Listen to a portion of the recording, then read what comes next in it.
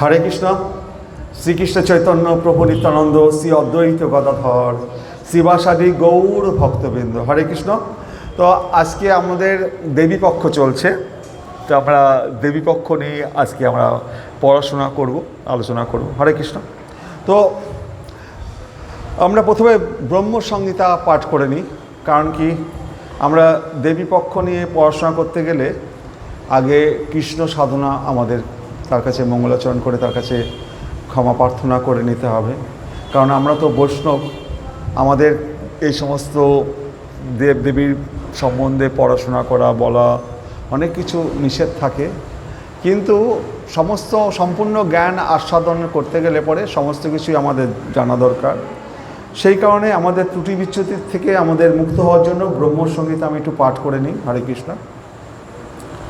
ঈশ্বর পরমকৃষ্ণ সচ্চিদানন্দ বিগ্রহ অনাদি আদি গোবিন্দ সর্বকারণ কারণম চিন্তামণি প্রকর সদ্মসুকল্প বৃক্ষ লক্ষা বিতেশ সুরভি অভিপালয়ন্তম লক্ষ্মী সহস্র শত সম্ভ্রমম সেব্যমানম গোবিন্দম আদি পুরুষম তমং ভজামি বেণুম কনন্তমরবিন্দ দলায়তাক্ষং বহারবতম সমসিতাম্বুদ সুন্দরাঙ্গম কন্দর্প কোটি কমনীয় বিশেষ শোভম গোবিন্দম আদি পুরুষং তমহং ভজামি আলোলচন্দ্র ক্লসদ বনমাল্য বংশী রত্নাঙ্গদং প্রণয় কেলি কলা বিলাসম শ্যামং ত্রিভঙ্গ ললিতম নিয়ত প্রকাশম গোবিন্দম আদি পুরুষং তমহং ভজামি অঙ্গানি যস্য সকলেন্দ্রিয় বৃত্তিমন্ত্রী পশ্যন্তি পান্তি কলয়ন্তি চিরম জগন্তি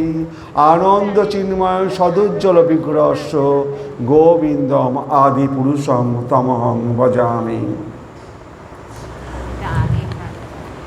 অদ্বৈতম অচ্যুতম অনাদি অনন্ত রূপম আদ্যম পুরাণ পুরুষম নবযৌবনঞ্চ বেদেশ দুর্লভম আত্মভক্ত গোবিন্দম আদি পুরুষং তমহং ভজামি পন্থাস্ত কোটি শতবৎসরে সম্প্রগম্য বায়রথাপি মনস মুনিপুঙ্গ বানাম সহোপস্থি যৎপ্রপদশীন্নম বিচিন্ত তত্ত্বে গোবিন্দম আদি পুরুষং তমহং ভজামি একহ পশ্যৌ রচয়িতম জগদণ্ড কোটিং যৎশক্তিরস্তি জগদণ্ড চয়া যদন্ত অণ্ডান্তরস্থ পরমাণু চয়ান্তরস্তম গোবিন্দম আদি পুরুষং তমহং ভজামি যদ্ভাব ভাবিত ধিয় মনুজাস্তথৈব সম্প্রাপ্য রূপমহিমা সনজানুভূষা সুক্তৈজমেব নিগম প্রথিতৈ স্তবন্তি গোবিন্দম আদি পুরুষং তমহং ভজামি আনন্দ চিন্ময় রস প্রতিভাবিতাভি স্থাভিচ এব নিজ রূপ তয়া কলাভি গোলোক এব নিবসত্ব খিলাত্মভূত গোবিন্দম আদি পুরুষং তমহং ভজামি প্রেমাঞ্জন ছুরিত ভক্তি বিলোচনেন সন্ত সদৈব হৃদয়েষু বিলোকয়ন্তি যং শ্যাম সুন্দরম অচিন্ত গুণস্বরূপম গোবিন্দম আদি পুরুষং তমহং ভজামি রামাদিমূর্তিষু কলা নিয়মেন তিষ্ঠন নানা অবতারম করদ্ভুবনেষু কিন্তু কৃষ্ণ স্বয়ং সমভবৎ পরম পুমাঞ্জ গোবিন্দম আদি পুরুষং তমহং ভজামি যস্য প্রভা প্রভবত জগদণ্ড কোটিশ্ব শেষ বসুদাদি বিভূতি ভিন্নম তদ্ব্রহ্ম নিষ্কলম অনন্ত অশেষ ভূতম গোবিন্দম আদি পুরুষং তমহং ভজামি। হরে কৃষ্ণ। হরে কৃষ্ণ। মায়া হি যস্য জগদণ্ড শতানি শ্রুতে ত্বৈগুণ্য তদ্বিষয় বেদ বিতায় মানা সত্তাবলম্বী পরসত্ত্ব বিশুদ্ধ সত্যম গোবিন্দম আদি পুরুষং তমহং ভজামি আনন্দ চিন্ময় রসাত্মতয়া মনসু য প্রাণিনাম প্রতিফলন স্মরতামুপেত লীলা ইতেন ভুবনানি জয়ত্ত যস্যম গোবিন্দম আদি পুরুষং তমহং ভজামি গোলক নাম্নী নিজ ধাম্নি তলে চতস্য দেবী মহেশ হরি ধাম সুতেষু তেষু তে তে প্রভাব নিচয়া বিতাশ্চ যেন গোবিন্দম আদি পুরুষং তমহং ভজামি।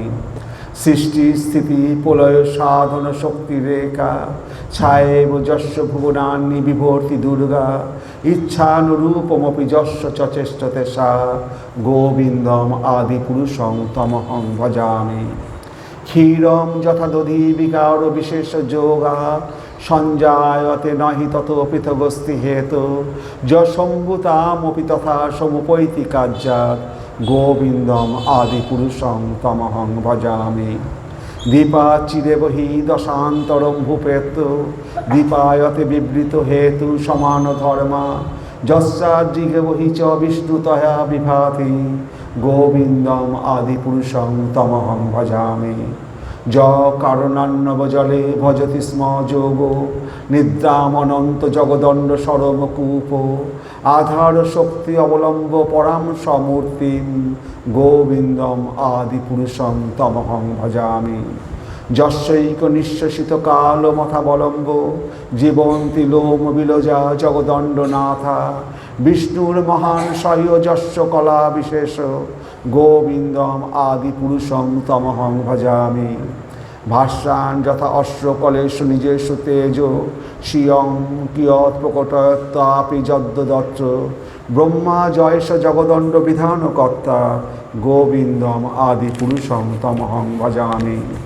যৎপাদ পল্লব যুগম বিনিধায় কুম্ভ দ্বন্দ্বে প্রণাম সময়ে সগণাধিরাজ বিঘ্নান বিহন্তমূলমস্য জগত্রয়স্য গোবিন্দম আদি পুরুষং তমহং ভজামি। অগ্নির্ময়ী গগনমম্বু মূর্ধিশ্বস্য কালস্তথাত্মনসীতি জগত্রয়ানি যস্মাৎ ভবন্তি বিভবন্তি বিশন্তি যঞ্চ গোবিন্দম আদি পুরুষং তমহং ভজামি। যচ্চ খুরেশ সবিতা সকল গ্রহাণাং রাজা সমস্ত সুরমূর্তিরশেষ তেজা যস্য গ্রয়া ভ্রমতি সংভৃত কালচক্র গোবিন্দম আদি পুরুষং তমহং ভজামি।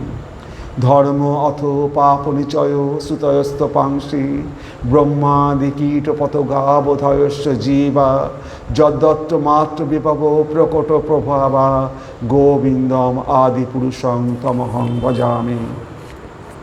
যশ্চিন্দ্র গোপমথবেন্দ্র মহ সকর্ম বন্ধানুরূপ ফল ভাজন মাতনতি কর্মাণি নির্দয়তে কিন্তু চ ভক্তি ভাজাম গোবিন্দম আদি পুরুষং তমহং ভজামি।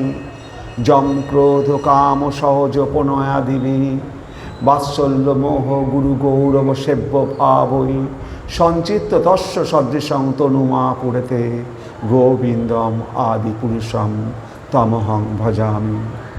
শ্রিয় কান্তা কান্ত পরম পুরুষ কল্পতরব ধ্রুমা ভূমিশ্চিন্তামণি গণময়ী তোয়ম অমৃতম কথা গানম নাট্যম গমন ওপি বংশী প্রিয় সখী চিদানন্দম জ্যোতি পরমমুপি তদাসাদ্যপি চ সযত্র ক্ষীরাব্দি স্রবতী সুরভিপস্য সুমান নিমেষাধ্যাক্ষ বা ব্রজতি নহি যত্রাপি সময় ভজে শ্বেত দীপম তমহ বিহ গোলকমৃতিজং বিদন্তস্তে সন্ত ক্ষিতিবিরলচারা কতিপয়ে ঈশ্বর পরমকৃষ্ণ সচ্চিদানন্দ বিগ্রহ অনাদিরাদি গোবিন্দ সর্বকারণ কারণম।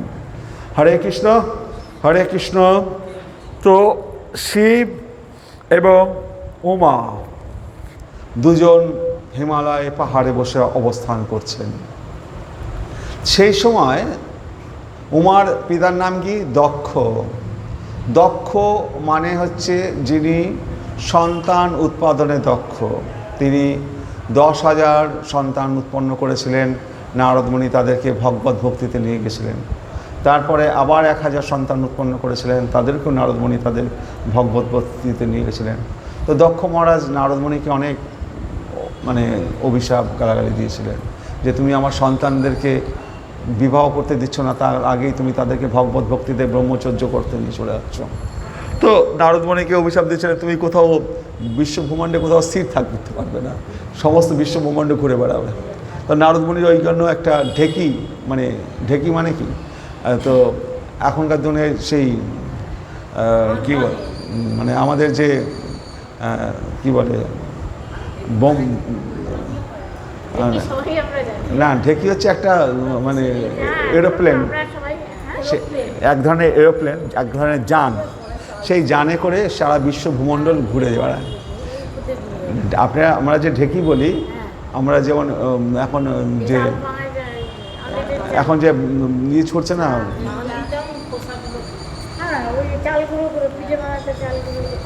এখন যেসব ক্ষেপণাস্ত্র ছুটছে, তো ক্ষেপণাস্ত্র গিয়ে সেখানে পড়ছে, তো এরকম ক্ষেপণাস্ত্রের মতনই এক ধরনের ঢেকি, এক ধরনের অস্ত্র, মানে এক ধরনের যান, এরোপ্লেন, তাতে করে সারা বিশ্ব ব্রহ্মাণ্ড নারদমণি ঘুরে বেড়ান। কোথাও তিনি স্থির থাকতে পারেন না, কারণ দক্ষ মহারাজ অভিশাপ দিয়েছিল দক্ষ। হরে কৃষ্ণ। তো দক্ষের কন্যার নাম উমা, আর উমা কিনা এত বড় রাজা সারা ভূমণ্ডলের দক্ষ, তার কন্যা কিনা শিবের প্রেমে পড়ে গেছে, যার ঘর নেই, বাড়ি নেই, শ্মশানে থাকে, তো হরে কৃষ্ণ, কৈলাসে পর্বতে থাকে। তো উমা শিবের সাথে রয়েছে, এবার উপর দিয়ে সব দেবদেবীরা যাচ্ছে, দক্ষ সেই যজ্ঞ করবে, শিবকে আমন্ত্রণ করেনি। তো এবার মা সতী দেখছে যে আর সমস্ত দেবদেবীদের আর্যরও যাওয়ার কোনো পথ নেই, সব ওই কৈলাসের উপর দিয়েই যাচ্ছে, আর উপর থেকে যাচ্ছে, আর মা উমাকে দেখাতে দেখাতে যাচ্ছে, দেখো তোমার পিতার যজ্ঞে যাচ্ছি, অথচ তোমাকে নিমন্ত্রণ করেনি। মানে উমাকে মানে ইনডাইরেক্টলি ইনসাল্ট করা, অন্যখান দিয়ে যেতে পারতো, কৈলাস পর্বতের উপর দিয়ে যাওয়ার দরকার কি?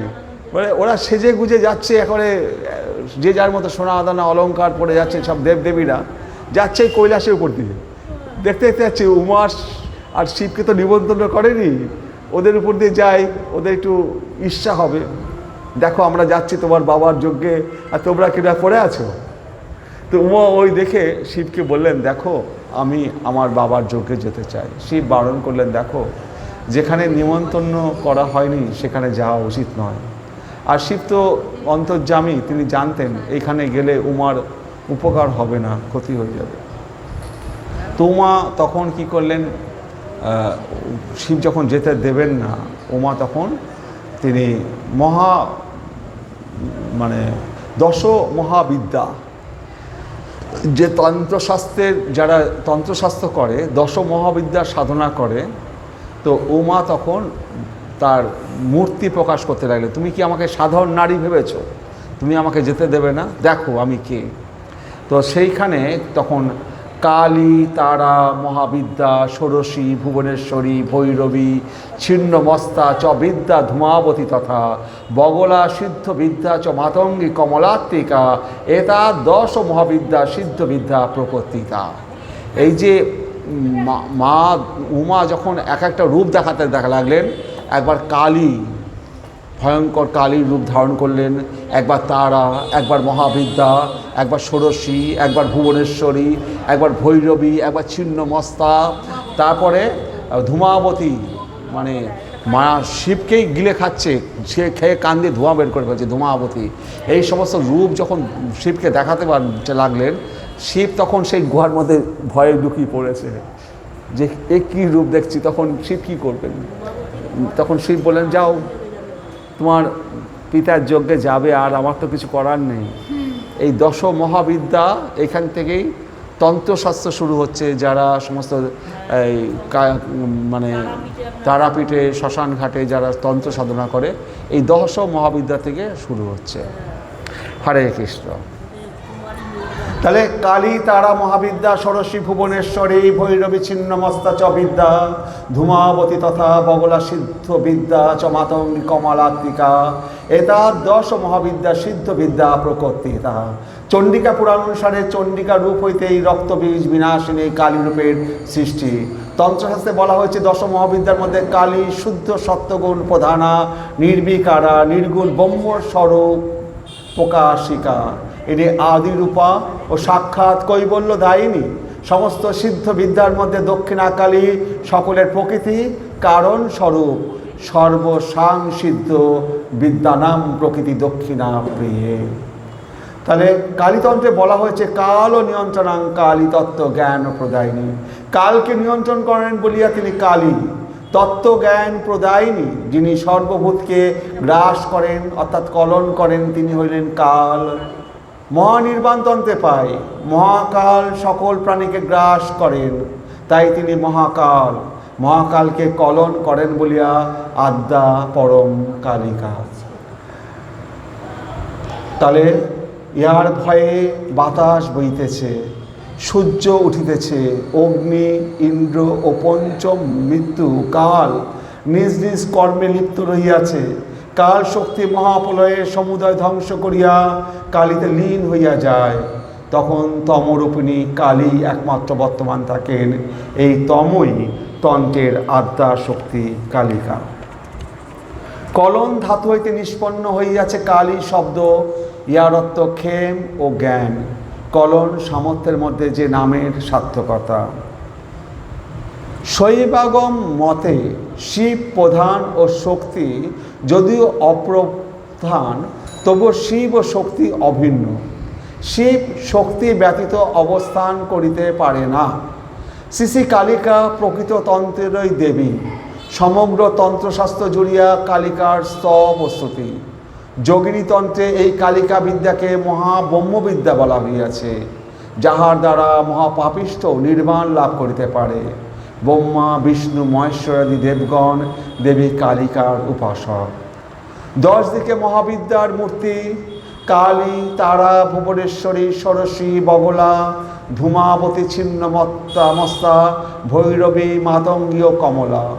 মহানির্বাণতন্ত্রে আছে সদাশিব দেবীকে বলিতেছেন, জগৎ সংহারক মহাকাল তোমার একটি রূপ মাত্র। সেই মহাকাল মহাপ্রলয়ে সমুদয় বিশ্ব গ্রাস করেন, সর্বভূতকে গ্রাস করেন বলিয়া তার নাম মহাকাল। মহাপ্রলয়কে গ্রাস করেন বলিয়া কালিকা নামে পরিচিতা। কালিকা হইলেন ব্রহ্মা, অনন্ত, বিশ্বাত্মা ও সূক্ষ্ম। কালীর বীজমন্ত্র হচ্ছে ক্রিং।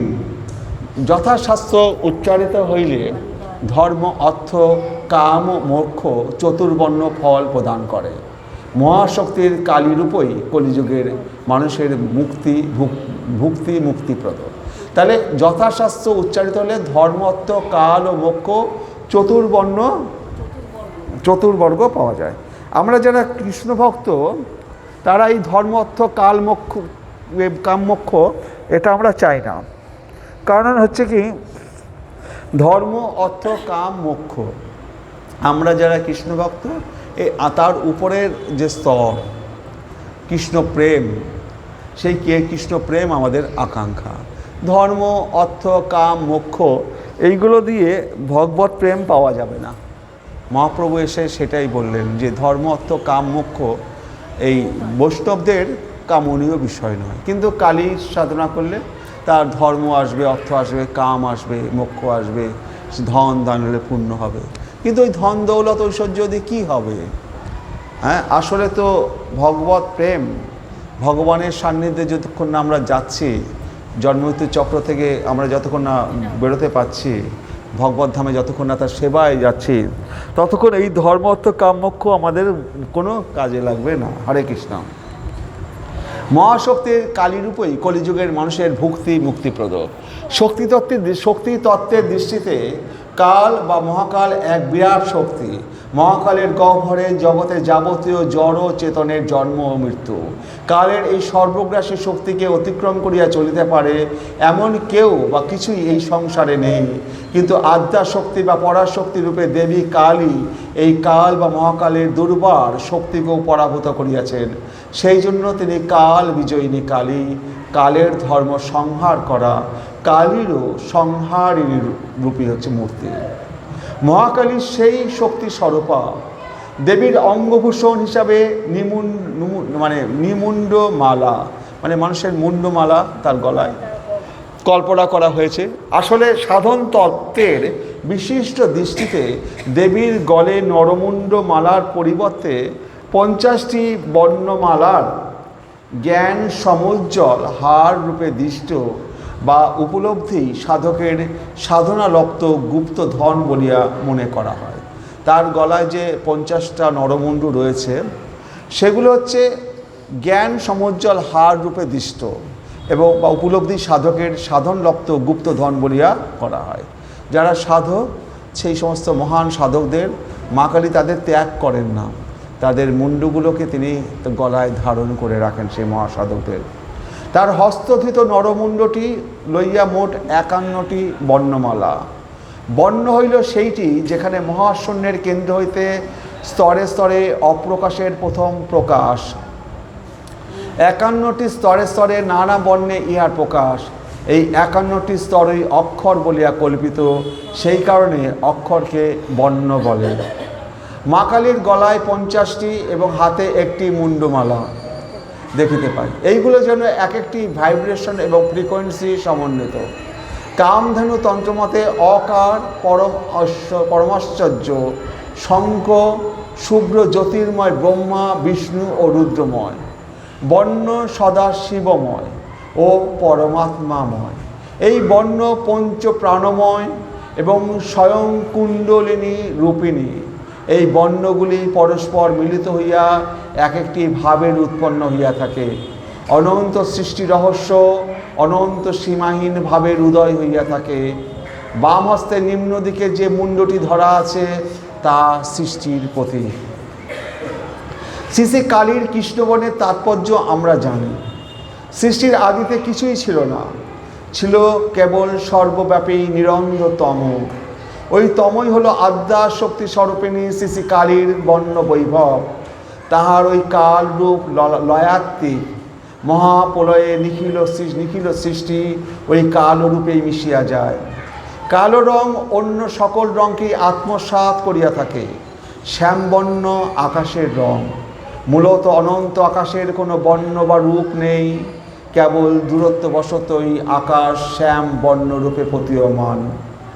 মহাদেবী শ্রী শ্রী কালীরও বস্তুত কোনো বর্ণ বা রূপ নেই, কেননা স্বরূপত তিনি নিরাকারা।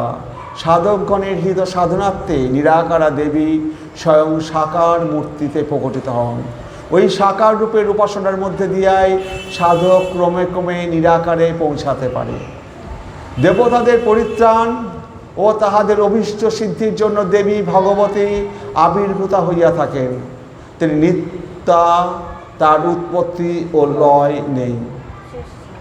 উপাসকগণের কার্যসিদ্ধির জন্য, জগতের মঙ্গলের জন্য এবং দানব দিগের সংহারের জন্য ভগবতী নানা মূর্তি ধারণ করিয়া থাকেন। শরণাগত ভক্তকে আসরিক আঘাত হইতে রক্ষার জন্য ব্রহ্মশক্তি যখন ভয়ঙ্করী মূর্তি ধারণ করেন তখনই তিনি চণ্ডিকা। মাকে জানিবার জন্যই শিব সব হইয়াছিলেন। এই সবের উপরেই অনাবৃত মায়ের প্রকাশ। যখন নিজের কোনো অস্তিত্বই থাকিবে না, মায়ের সাথে সাধক একাকার, বেদ বেদান্ত সব পড়া শেষ, তখন মাই তার একমাত্র উদ্ধারকর্তা।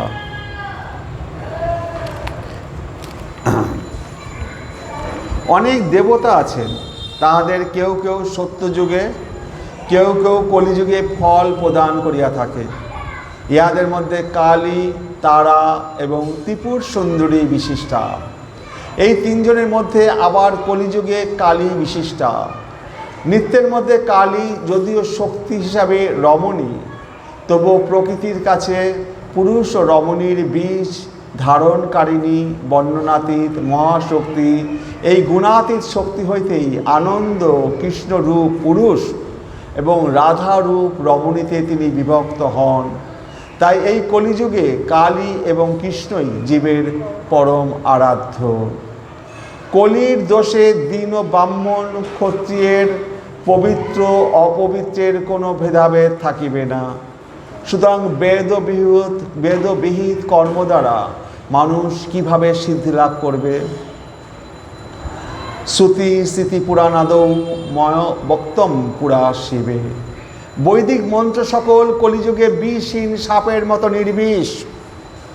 এই কলিযুগে একমাত্র হরে কৃষ্ণ নাম ছাড়া সমস্ত মন্ত্র মানে বিষহীন সাপের মতো নির্বিষ।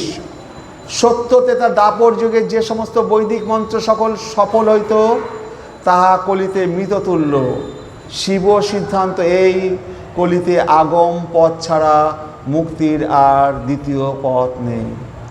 1500 শতাব্দীর যখন মহাপ্রভু এসছেন, ঠিক সেই সময়ে নবদ্বীপে আগম অধ্যাপক শ্রীমৎ কৃষ্ণানন্দ আগম বাগীশ বলছেন, এই শ্রীকৃষ্ণ শ্রীমৎ কৃষ্ণানন্দ আগম বাগীশ তিনিও নবদ্বীপে অবস্থান করছিলেন, মহাপ্রভু অবস্থান করছিলেন। একজন হচ্ছেন কালী সাধক আর মহাপ্রভু হচ্ছেন কৃষ্ণ সাধক। তো এই এই এই যে কৃষ্ণানন্দ আগম বাগীশ, তো তিনি তখন দেখছেন যে এই যে মা কালীর যে পুজো করবে, তো মা কালীর পুজো করতে গেলে যে সমস্ত তন্ত্র সাধনা রয়েছে, এই কলিযুগে সেগুলো সম্ভব নয়। তো তিনি আগম বাগীশ শ্মশানে তন্ত্র মতে কালী সাধন করেন। সেখানে তন্ত্রে নানা রকম কঠিন ক্রিয়া, অঙ্গনাশ, পিঠনাশ, প্রাণায়াম, ঋষ্যাদি নাশ, মাতৃকা নাশ, স্বরনাশ ইত্যাদি ছাড়াও লোহার পাতে আঁকা সর্বত ভদ্রমঙ্গল ভদ্রমণ্ডল, কালী যন্ত্রম, নানা রকম গুপ্ত বিদ্যা দ্বারা সূক্ষ্মরূপে কালী পূজা করা হয়। তো এইগুলো কী করে সম্ভব মানুষের পক্ষে পুজো করা? কৃষ্ণানন্দ আগম বাগীশের মনে প্রশ্নের উদয় হইল, মায়ের স্থূলরূপে মাকে পূজা করিলে কেমন হয়? তখন মায়ের কোনো রূপ ছিল না। আগম বাগীশের আগে মা কালীর যে রূপ, এই রূপ ছিল না, সূক্ষ্মরূপ ছিল। কৃষ্ণানন্দ আগম বাগীশের মনে প্রশ্ন উদয় হলো, মায়ের স্থূলরূপে মাকে পূজা করিলে কেমন হয়? মায়ের স্থূল কালীরূপই বা কেমন হইবে, যাতে সবাই পূজা করিতে পারে? তাই শ্রীমৎ কৃষ্ণানন্দ আগম বাগীশ ভাবিতেছেন, সাকার পুজোয় মা কালীর মানবী মুক্তি হইলে বেশ হয়। শুধু তন্ত্রের কঠিন আচারই নয়, সঙ্গে পরাভক্তির মিশেলে সে হইবে এক অনন্য উপাসনা। ইয়া ছাড়া মা পার্বতী পিতা হিমালয় রাজকে মা কালীকে স্থূলরূপে পূজা করিবারই নির্দেশ দিয়াছিলেন। তাহলে মা পার্বতী তার পিতা হিমালয়কে, হিমালয়ের কন্যা তো পার্বতী, তো মা পার্বতীও তার পিতা হিমালয়কে বলেছিল, তুমি সাকার রূপে মা কালীর পুজো করবে, সূক্ষ্মরূপে নয়। যেমন আমরা রাধাকৃষ্ণের সাকার রূপে পুজো করি, তো নিরাকার রূপে পুজো করি না। তো মা পার্বতীও তার পিতা হিমালয়কে বলেছিল মা কালীকে স্থূলরূপে পূজা করিবার নির্দেশ দিয়েছিলেন, স্থূলরূপে মানে সাকার রূপে। বাংলা হইল ভক্তিপ্রধান অঞ্চল এবং এইভাবে সাধারণের ঘরে ঘরে পৌঁছাইয়া যাইবে মহামায়ার আরাধনা। নবদ্বীপের মাটি চন্দন সমান। ধন্য এই দেশ, একজন শ্রী চৈতন্য মহাপ্রভু এবং অপরজন কৃষ্ণানন্দ আগম বাগীশ, দুজনেই 1500 শতাব্দীর সমসাময়িক। প্রথমজন হরিনামের হাট বসিয়েছেন, অপরজন করিতেছেন শ্যামা মায়ের রূপকল্পনা। বেদের সার কথা শ্রীকৃষ্ণকে জানা, এজন্য বেদ যুক্ত হইয়া মায়ের সাধনা, তবেই তো ভক্তের মিলিবে সিদ্ধি। নবদ্বীপের মাটি ধন্য, যেখানে ব্রজের কৃষ্ণ ও কালী একাকার। কালী দুর্গারই রূপান্তর, তবু মায়ের রূপটি বেশ ভয়ের। দেবী করাল বদনা, আলুলায়িত কেশরাজি চতুর্ভুজা। তাহার গলায় মুন্ডমালা, বাদিকে নিচের হাতে সদ্য ছিন্ন মুন্ডু, উপরের হাতে খড়গ, ডান দিকের হাতে অভয় এবং উপরের হাতে বড় মুদ্রা। তাহার গায়ের রং কাল বৈশাখী মেঘের মতো। দেবী দিগম্বরী, গলায় গাঁথা যে মুন্ডমালা, সেখান হইতে ঝরিয়া পড়া রক্তধারা সর্বাঙ্গে ছড়াইয়া পড়িতেছে। তাহার দুইটি কানে দুইটি শিশুর দুলের মতো দুলিতেছে। দেবীর দাঁত অতি ভীষণ, স্তন স্থূল, কোমরে কাটা হাতের শাড়ি। তাহার ঠোঁটের কোণ দিয়া রক্তধারা বইতেছে। চোখ প্রভাতী সূর্যের মতো উজ্জ্বল। দেবী থাকেন শ্মশানে, তার অবস্থান শিবের বুকের উপর। শ্রীমৎ কৃষ্ণানন্দ আগম বাগীশের মনে হইল মা হইবেন অভয়া, সহাস্য বদনী, ক্ষমারূপা, করুণাময়ী। চাই শান্ত স্নিগ্ধ শ্যামরূপ, এমন মূর্তি চাই যা দেখিয়া ভক্ত হইবে আত্মহারা। ভয়ঙ্করের জায়গায় ঘটিবে প্রেম ভক্তির আবেশ। বিনাশিনীর পরিবর্তে মা হইবেন সর্বসিদ্ধি প্রদায়িনী। এই রূপ কিভাবে প্রতিমায় ফোটাইয়া তোলা যাইবে? বিষ্ণু জামলে আছে, বিষ্ণু দেবীকে বলিতেছেন, মা তোমার পরম রূপ কেমন তাহা কেউ জানে না। সেই জন্য দেবতারা তোমার কাল্লাদি স্থূলরূপের অর্চনা করিয়া থাকেন, অর্থাৎ ধ্যানাদিতে কালীর যে রূপ বর্ণিত হইয়াছে তা তার স্থূলরূপ। কালীর সূক্ষ্মরূপ অবাং মনুষ্য গোচর। মানুষের পক্ষে দেবীর স্থূলরূপের ধ্যানাদির দ্বারাই মোক্ষ লাভ করা সম্ভব। মহাশক্তির সূক্ষ্মরূপের ধ্যান সম্ভবপর নয়।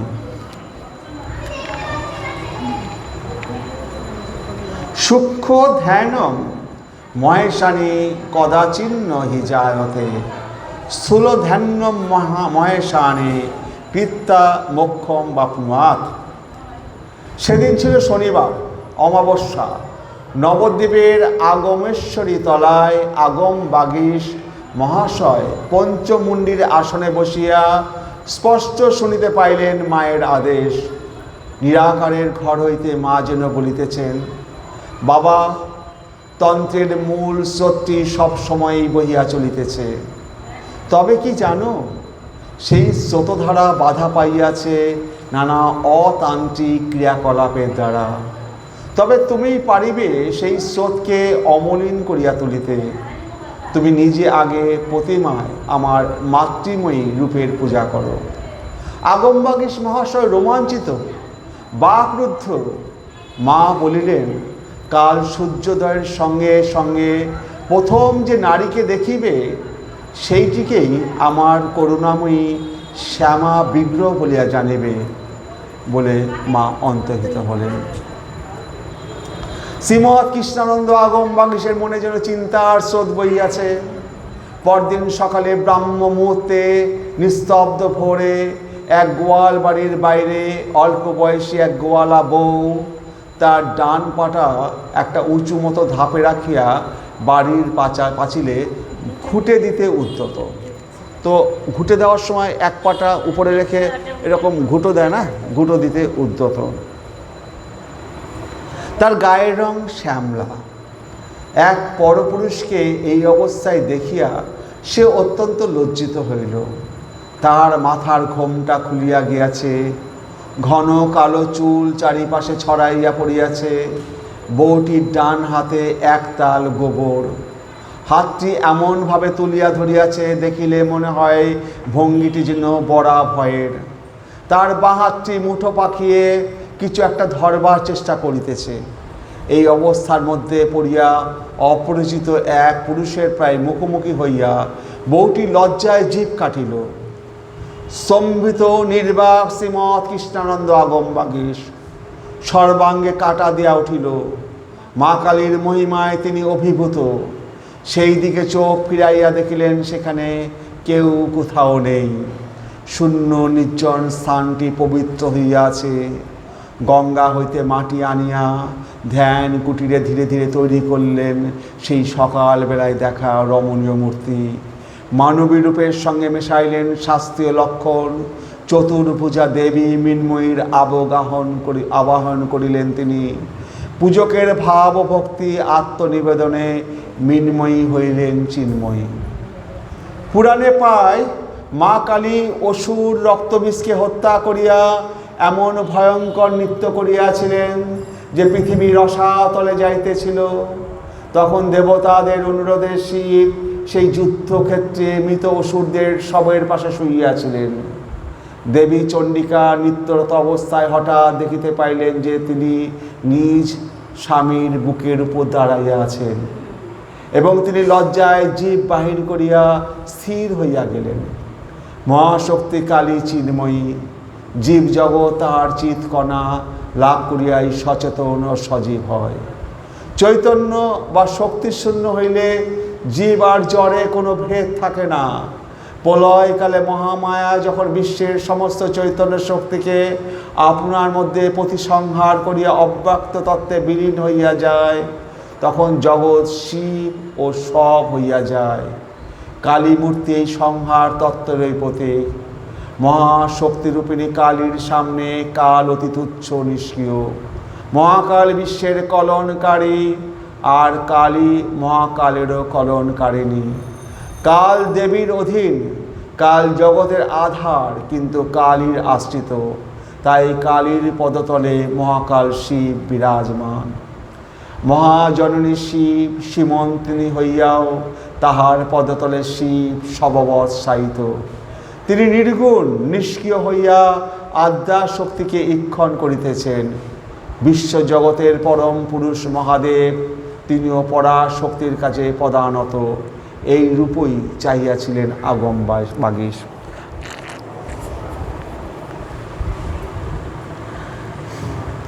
মায়ের ধ্যানমূর্তি একদিকে সংহারময় কালচিত্র, অন্যদিকে তার উন্মুক্ত বক্ষ সৃষ্টি পালনের প্রতীক। সন্তানকে স্নেহ সুধায় আপ্লুত করিতে তিনি ব্যগ্র।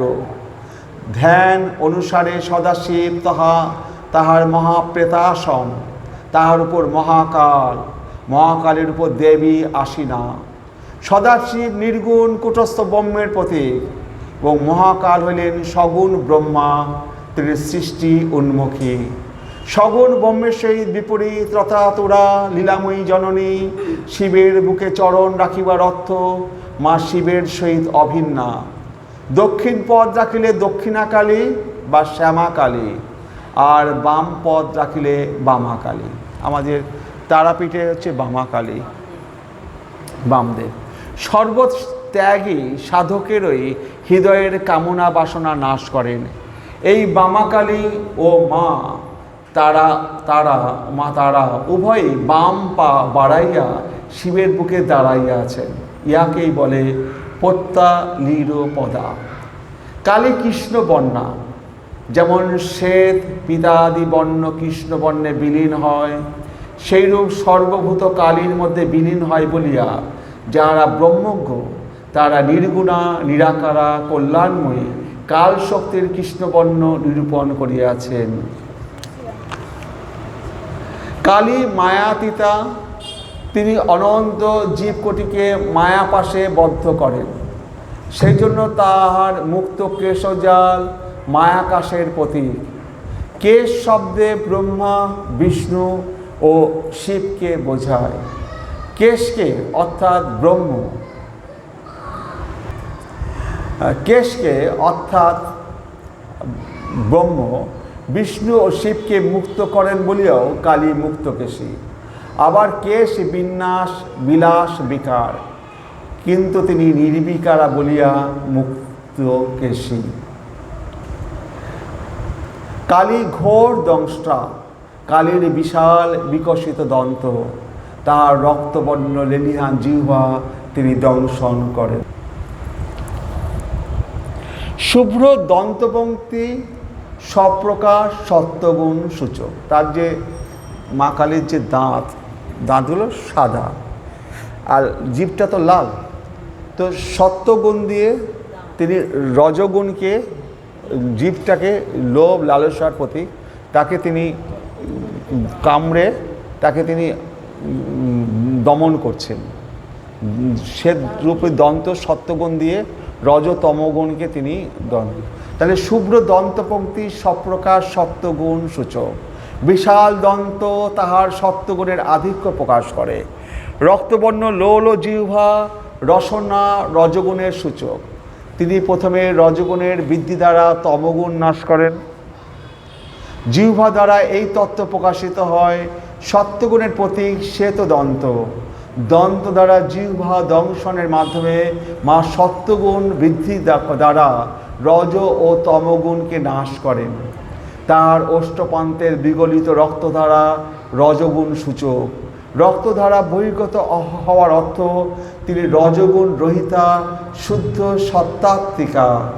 কালী নিমুণ্ড মালিনী, কালীর গলায় নরমুণ্ডমালা, পঞ্চাশদ বর্ণ রূপিণী। আমাদের যেমন বলা হয়েছে আমাদের বৈষ্ণবে মাছ মাংস খাওয়া নিষেধ। হ্যাঁ, এই রজতম গুণ, এই জিহ্বার লালসা, এই সত্যগুণ দ্বারা এই জিহ্বাকে যদি আমরা সংযত না করি তাহলে আমরা কৃষ্ণতত্ত্বে পৌঁছাতে পারবো না।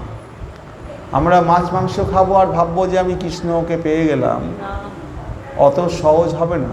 জীবকে আগে সংযম করতে হবে, লোভ লালসাকে সংযম করতে হবে। তো মা কালী যেভাবে সংযম করেছেন তার ভক্তরা তার উল্টো করে। মা কালীর সামনে হ্যাঁ আরও বলি দিচ্ছে, পাঠা বলি দিচ্ছে, কিন্তু শাস্ত্রে বলা আছে ছাগ বলি, পাঠা বলি শব্দটা নেই। হ্যাঁ, শাস্ত্রে কখনো পাঠা বলি শব্দটা লেখা নেই, লেখা আছে ছাগ বলি। ছাগ মানে আমাদের ষড় ইন্দ্রিয়কে বলি দিতে হবে। আর সেইটা সাধারণ মানুষ কি করলো, ছাগলকে বলি না দিয়ে পাঠাকে বলি দেওয়া শুরু করলো। হরে কৃষ্ণ, হরে কৃষ্ণ। তাহলে দন্ত দ্বারা জিহ্বা দংশনের মাধ্যমে মা সত্যগুণ বৃদ্ধি দ্বারা রজ তমগুণকে নাশ করেন। তার অষ্টপান্তের বিগলিত রক্তধারা রজগুণ সূচক। রক্তধারা বহির্গত হওয়ার অর্থ তিনি রজগুণ রহিতা শুদ্ধ সত্তাত্মিকা। কালী নিমুণ্ড মালিনী, কালীর গলায় নরমুণ্ড মালা, পঞ্চাশদ বর্ণ রূপিণী। মহাপ্রলয়ের সময় তিনি নাম রূপাত্মক শব্দ অর্থ বিশিষ্ট জগৎ নিজের মধ্যে বিলীন করেন। পঞ্চাশদ বর্ণময়ী দেবী হইতে শব্দার্থময় জগতের সৃষ্টি হইয়া থাকে, আবার কল্পান্তে বিলীন হয়। দেবী ধর্ম সংস্থাপনের জন্য দুষ্কৃতকারী দানবদের সংহার করেন। দানবরা তাহার রূপ বিশেষ, তাই তাহার স্বরূপ প্রাপ্তির সুযোগ তিনি তাহাদের মুন্ডমালায় বিভূষিত হইয়া গলায় ধারণ করেন। কালী চতুর্ভুজা সবরূপী শিবের বক্ষের উপর দণ্ডায়মান। পূর্ণবৃত্তকে 360 ডিগ্রি সমান 4 ভাগে ভাগ করিলে ওই 4 ভাগ বৃত্তের চতুর্ভুজ হয়। তো 360 ডিগ্রি কাকে বলে? 360 ডিগ্রি আপনারা বিজ্ঞান তো পড়েননি সবাই, তো এটা হচ্ছে 90 ডিগ্রি আর এটা হচ্ছে 180 ডিগ্রি। 180 ডিগ্রি, এটা হচ্ছে 180 ডিগ্রি, আমার পিছনেও 180 ডিগ্রি। তো 360 ডিগ্রি যদি দেবীরা যারা চতুর্ভুজ মূর্তি তারা হচ্ছে 360 ডিগ্রি, মানে চতুর্দিকে তার অবস্থান 360 ডিগ্রি। সেই জন্য মা কালীর চতুর্ভুজ মূর্তি। তো 4 ভাগে ভাগ করিলে ওই 4 ভাগে বৃত্তের চতুর্ভুজ হয়। মহাকালী পূর্ণ রূপা ও মহাকাশ রূপিণী। যেহেতু আকাশ ব্রহ্ম, কালীও ব্রহ্ম, সেই জন্য মহাকাশকে পূর্ণবৃত্ত ধরা হয় বলিয়া কালী চতুর্ভুজা। তাহার বাম দিকের উপরের হাতে খড়গের অর্থ দেবী জ্ঞান খড়গের দ্বারা নিষ্কাম সাধকের মোহ ছেদন করেন। দেবী জ্ঞান খড়গের দ্বারা নিষ্কাম সাধকের মোহপাশ ছেদন করেন। তার হাতে যে খড়গ, তো নিষ্কাম সাধকের মোহপাশ ছেদন করেন জন্য তার হাতে খড়গ। খড়গ হচ্ছে জ্ঞান খড়গ। অবিদ্যা ও মোহপাশ জ্ঞান খড়গেরই মাত্র ছেদন সম্ভব, অন্য অস্ত্রে নয়। জ্ঞান সত্য প্রধান, রজ বিগত এবং তম শাসিত হলে তবেই সত্যাত্ম দিব্য জ্ঞানের প্রকাশ পায় স্বতঃস্ফূর্ত। শ্রী কালীর বামাদ করে বিধৃত বিগত রুধির ও কৃষ্ণকেশ ছিন্নমুণ্ডু সেই তত্ত্ব প্রকাশ করে। কৃষ্ণকেশ তমগুণের প্রতীক, তো তমগুণের প্রতীক। দেবী বামাধ করে দৃঢ় মুষ্টিতে সেই তমগুণাত্মক কৃষ্ণকেশ ধরিয়া রইয়াছেন, অর্থাৎ তমগুণকে নিয়ন্ত্রিত করিতেছেন। মা এক হাতে যে একটা মুন্ডু ধরে আছে, তার চুলটাকে ধরে আছে, সেই চুলটা হচ্ছে কৃষ্ণকেশ তমগুণের প্রতীক। তো দেবী বামাধ করের দৃঢ় মুষ্টিতে সেই তমগুণাত্মক কৃষ্ণকেশ রূপ কৃষ্ণকেশকে ধরিয়া রইয়াছেন, অর্থাৎ তমগুণকে নিয়ন্ত্রিত করিতেছেন। হরে কৃষ্ণ। ছিল তো দিচ্ছেন কেন এখন? হরে কৃষ্ণ এখন পাঠ করছি, পাঠের সময় কেন দিচ্ছেন? হরে কৃষ্ণ।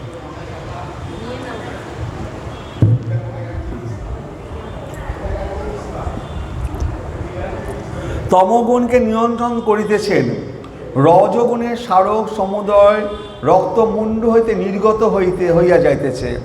আসলে ছিন্ন মুণ্ডটি রজস্তমবর্জিত শুদ্ধ জ্ঞানের প্রতীক।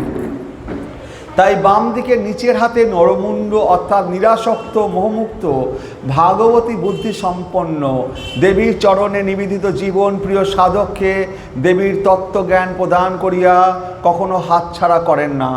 তত্ত্বজ্ঞানের আধার মস্তক, সেই জন্য নরমুণ্ড তার হাতে শোভা পায়। দেবীর ডান দিকের উপরের হাতে অভয় মুদ্রা এবং নিচের হাতে বড় মুদ্রার দ্বারা স্বর্ণগত সাধককে অভয় ও অভীষ্ট বড় প্রদান করেন। আপনি পালাচ্ছেন কেন? ঘরে কি দরকার? ও ঘর সংসার থাকলেই বা কি, না থাকলেই বা কি? এই জিনিস তো আর বারবার শুনতে পাবেন না। এই যে চলে যাচ্ছে আর তো আর জীবনে এই জীবনে আর শোনা হবে না। তো ঘর সংসার আসবে আর যাবে, কতবার জন্ম নেবেন, কতবার মরবেন, কিন্তু এই জিনিস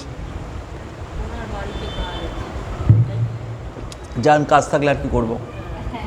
তবে ভগবানের জন্য ঝগড়াঝাটি অশান্তি যদি বকেও সে বকা নিতে হবে, তবে বুঝতে হবে যে আপনি ভগবানকে ভালোবাসেন।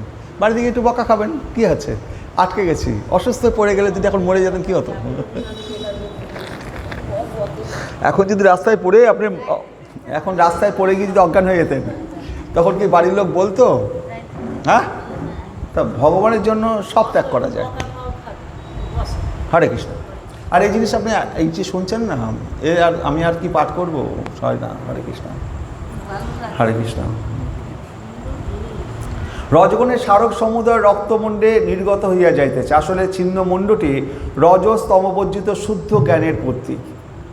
তাই বাম দিকে নিচের হাতে নরমুণ্ড অর্থাৎ নিরাসক্ত মোহমুক্ত ভাগবতী বুদ্ধি সম্পন্ন দেবীর চরণে নিবেদিত জীবন প্রিয় সাধককে দেবী তত্ত্বজ্ঞান প্রদান করিয়া কখনো হাতছাড়া করেন না।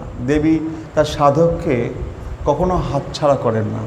তার মুণ্ডকুলেকে গলায় ধারণ করেছে, তার হাতে মুণ্ডটা রেখেছে। এই সাধকদের তিনি হাতছাড়া করেন না, তিনি তো দেবী। তাহলে হরে কৃষ্ণ। তত্ত্বজ্ঞানের আধার মস্তক, সেই জন্য নরমুণ্ড তাহার হাতে শোভা পায়।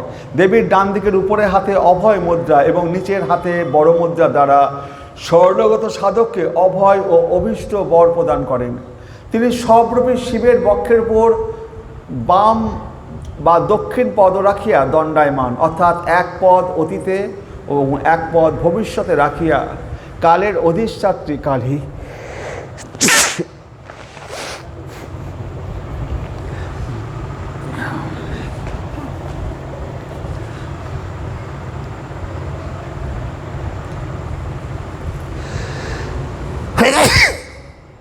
হরে কৃষ্ণ।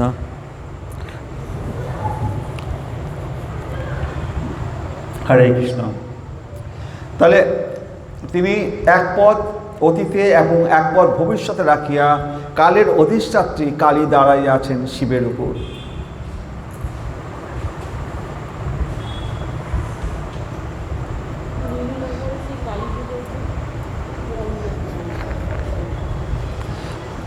এগুলো পাঠ করা কত কঠিন বুঝতে পারছেন তো? এই জন্য সর্দি কাশি আসছে, কারণ এগুলো অত সহজ জিনিস নয়। হরে কৃষ্ণ, হরে কৃষ্ণ। শিব নির্গুণ নিষ্ক্রিয় ব্রহ্ম, সব ও নিষ্ক্রিয় বলিয়া নির্গুণ ব্রহ্মের প্রতীক।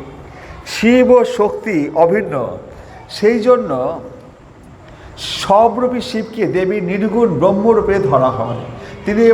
তিনি আবার সগুণ ব্রহ্মরূপে সৃষ্টি স্থিতি প্রলয় কারিণী কালী। কালী কখনো তার নির্গুণ স্বরূপ হইতে বিচ্যুত হন না। ইহাই দেবীর সবরূপী শিবের হৃদয়ের উপর অবস্থিত হইবার কারণ। আবার কালী শ্মশানবাসিনী ও ভয়ঙ্করী। শ্মশান অর্থাৎ যেখানে মৃত শরীর চিতাগ্নিতে ভস্মীভূত হইয়া বিলীন হয়। কালরূপে তিনি জীবকে সংহার করেন। জীবের স্থূলদেহ অগ্নি সৎকার দ্বারা শ্মশানেই বিলুপ্ত হয়। শ্মশান সংহারের সূচক, সেই জন্য কালী শ্মশান বাসিনী। আবার চিতাগ্নিও কালী স্বয়ং, সেই জন্য বহ্নি রূপা কালী শ্মশান বাসিনী। সাধকের সূক্ষ্ম বাসনাময় শরীর জ্ঞানাগ্নিতে তার হৃদয়ে দগ্ধীভূত হয়, সেই জন্য সাধকের হৃদয়েই আছে শ্মশান। এই হৃদয় শ্মশানেই মুক্তিদায়িনী কালী অবস্থান করেন। নিত্য স্মরণ মাতৃচরণে নিঃশেষে আত্মদানের মহাবীর্যেই সাধকের লাভ হয় পরমাপ্তি। মৃত্যুকে যিনি আলিঙ্গনে সমর্থ, মৃত্যুরূপ শিশিকালী হন তাহারই সমীপবর্তিনী। মা মুক্ত স্বভাবা, তাই তিনি মুক্তকেশী। জ্ঞান খড়গের খেম আঘাতে অষ্টপাশ ছিন্ন হইলেই নিষ্কাম সাধক চিন্ময়ী মাকে লাভ করে। মাকে পাইলেই মুক্তি। নগ্না মা কেশবিন্যাসাদি প্রসাধন বিমুখ চির বৈরাগ্য। ত্যাগের জীবন্ত বিগ্রহ, ত্যাগেই অমৃত, ত্যাগেই মুক্তি। সংসার কুল নিপাতিত নিরাশ্রিত মাতৃ সন্তান কর্তৃক পুনঃপুণ্য মাতৃবক্ষে নিত্য আশ্রয় লাভ। সন্তানের পরম হিতের জন্যই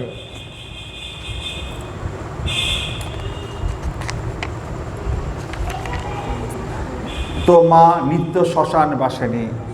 যাহার রসনায় কালী কালী মহামন্ত্র, কাল তাহাকে কদাপি স্পর্শ করিতে পারে না। তিনি ঘোড়া, আবার তিনি দিব্যা।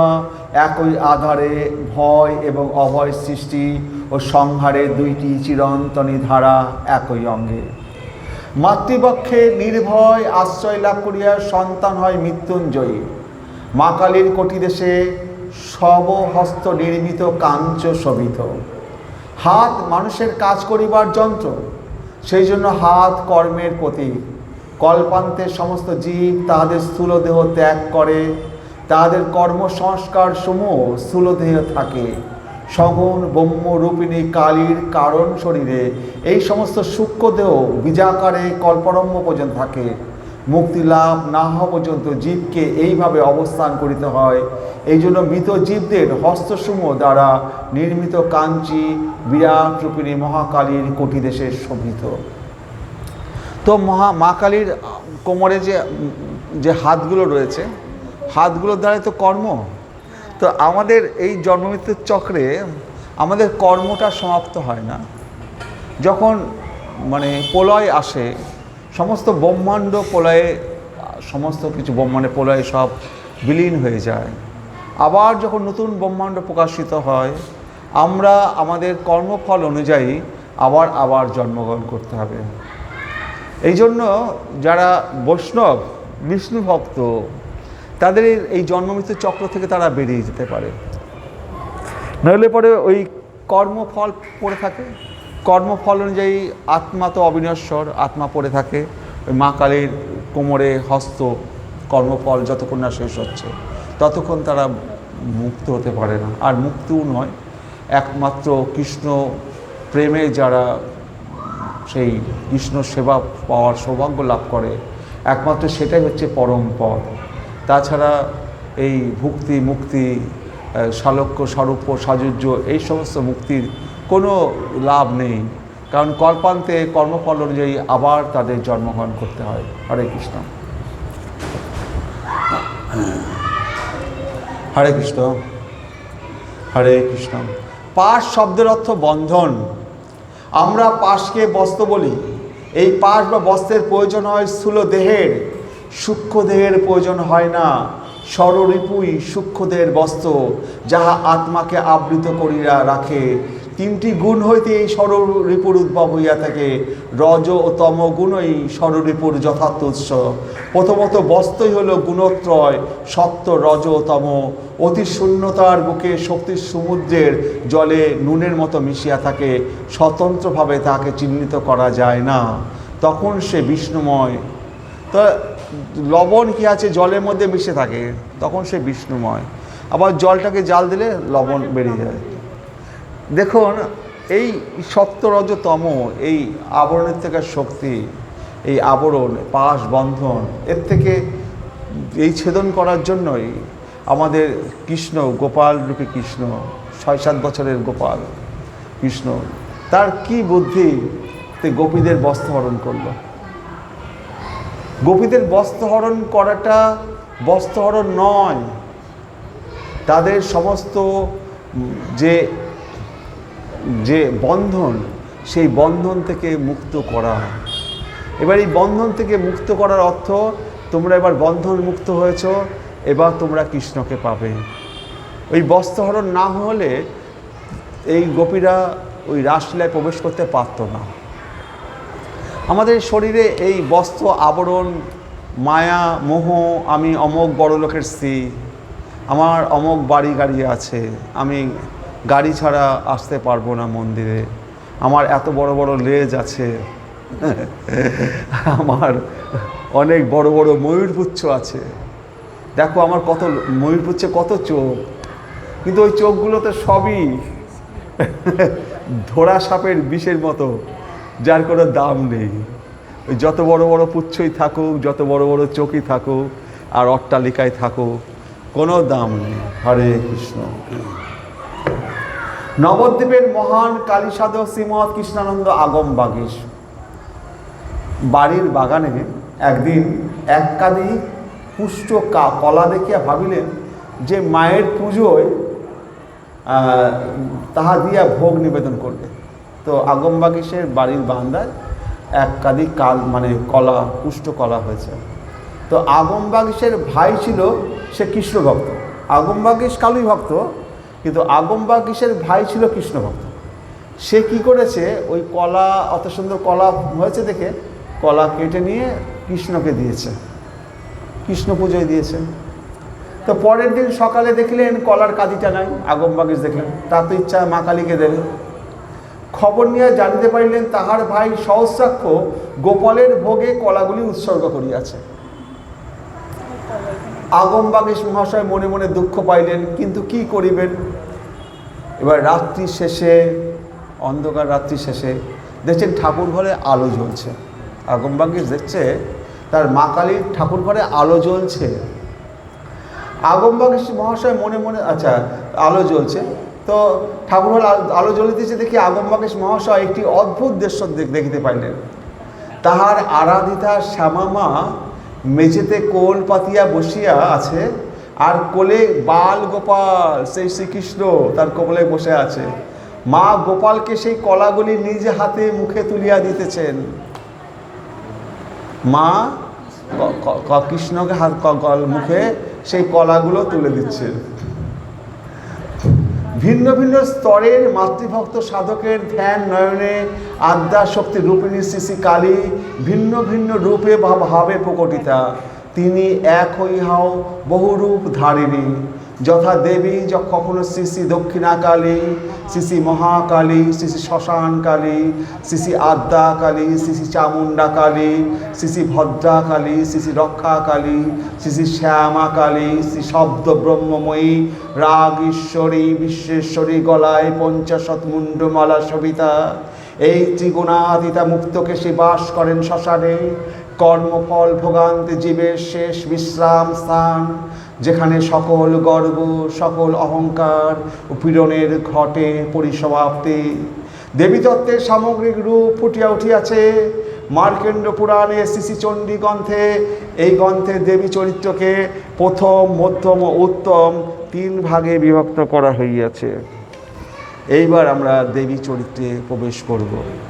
দেবী চরিত্র মানে আমরা যে দুর্গাপুজো করছি, এই মহিষাসুর বধ, শুম্ভ নিশুম্ভ বধ, রক্তবীজ বধ, এই যে দেবী পক্ষ, এবারে আমরা দেবী পক্ষে প্রবেশ করছি।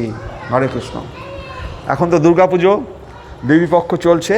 তো এই দেবী পক্ষ এই 3টে স্তরে বিভক্ত করা হয়েছে।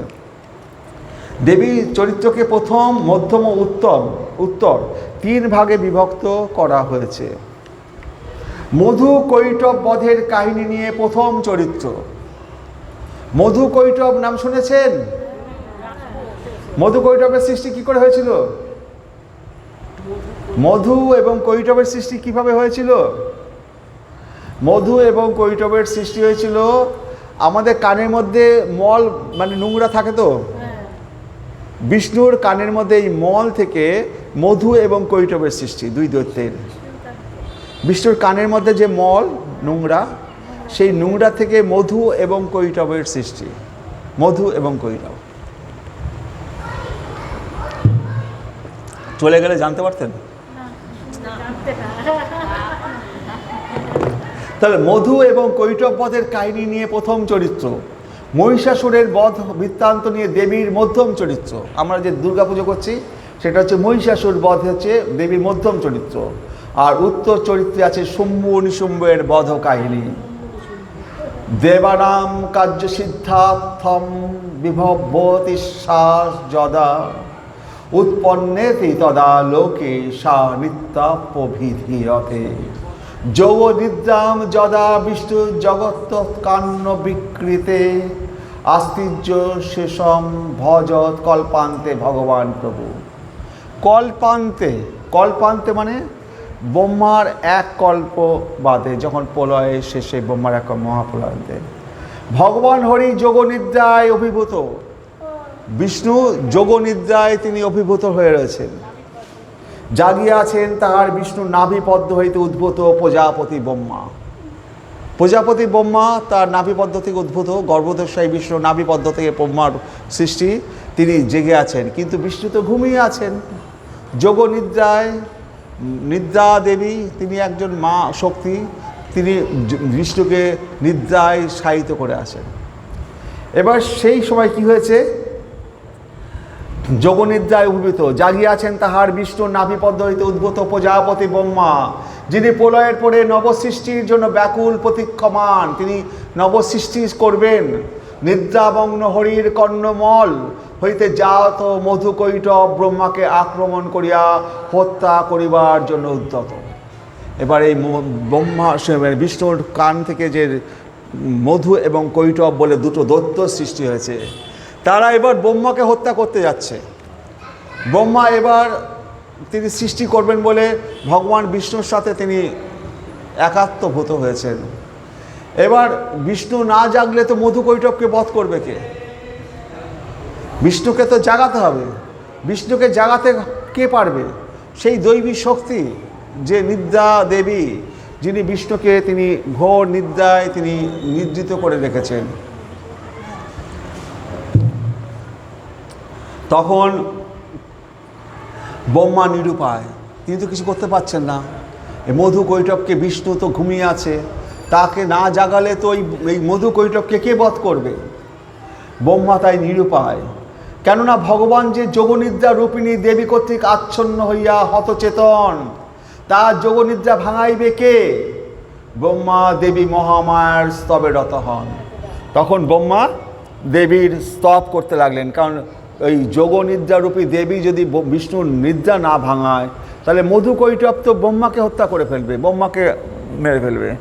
তখন ব্রহ্মা যে স্তব করছেন, তম সাহা তম সাধা তমি বসৎকার সরাত্মিকা সুধা তমক্ষরে নিত্যে তীধা মাত্রাত্মিকা সীতা অর্ধমাত্রা সীতা নিত্যা জানুচার্যা বিশেষত তমেব সা তম সাবিত্রীম তম দেব জননী পরা তয়ৈব ধার্যতে সর্বম তয়ে তৎসৃজ্যতে জগৎ তয়ে তৎপাল্যতে দেবী তমৎসত্তে চ সর্বদা বিশিষ্ট সৃষ্টি রূপা তম স্থিতি রূপা চ পালনে তথা সংহৃতি রূপান্তে জগতহস্য জগন্ময়ে মহাবিদ্যা মহামায়া মহামেধা মহাস্মৃতি মহামোহা চ ভগবতী মহাদেবী মহেশ্বরী তম সাহা তম সাধা তম হি বসৎকার সরাত্মিকা।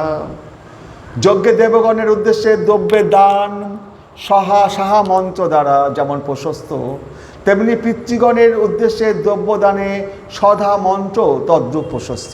আমরা যখন দেবদেবীর পুজো করি, ওম সাহা সাহা মন্ত্র দিয়ে আমরা ভূজ্যপত্র বেলের মধ্যে বেলপত্রে ঘি মাখিয়ে যজ্ঞে তম সাহা, তখন দেবতাদের করা হয়। যখন আপনি পিতৃদের শ্রাদ্ধ করবেন, তখন পিতৃশ্রাদ্ধদের সময় কী হয়? তম সধা, তখন তম সধা। তাই বলছে তম সাহা তম সধা তম হি বসৎকার সরাত্মিকা সুধাত্তম অক্ষরে নিত্যে তীধা মাত্রাত্মিকা স্থিতা। যজ্ঞে দেবগণের উদ্দেশ্যে দ্রব্য দানে সাহা মন্ত্র যেমন প্রশস্ত, তেমনি পিতৃগণের উদ্দেশ্যে দ্রব্য দানে সধা মন্ত্র তদ্রূপ প্রশস্ত। এই সাহা দেবী অগ্নিদেবের দাহিকা শক্তি, ইহার সাহায্য ব্যতীত অগ্নিদেব হোমদ্রব্য ভস্ম করিতে পারেন না। হি শব্দে নিশ্চাত্মক প্রযুক্ত, তুমি যজ্ঞরূপা অথবা দেবগণের উদ্দেশ্যে হরি মন্ত্র বসৎকার স্বর শব্দে উদ্দাক্ত প্রকৃতি স্বরূপা।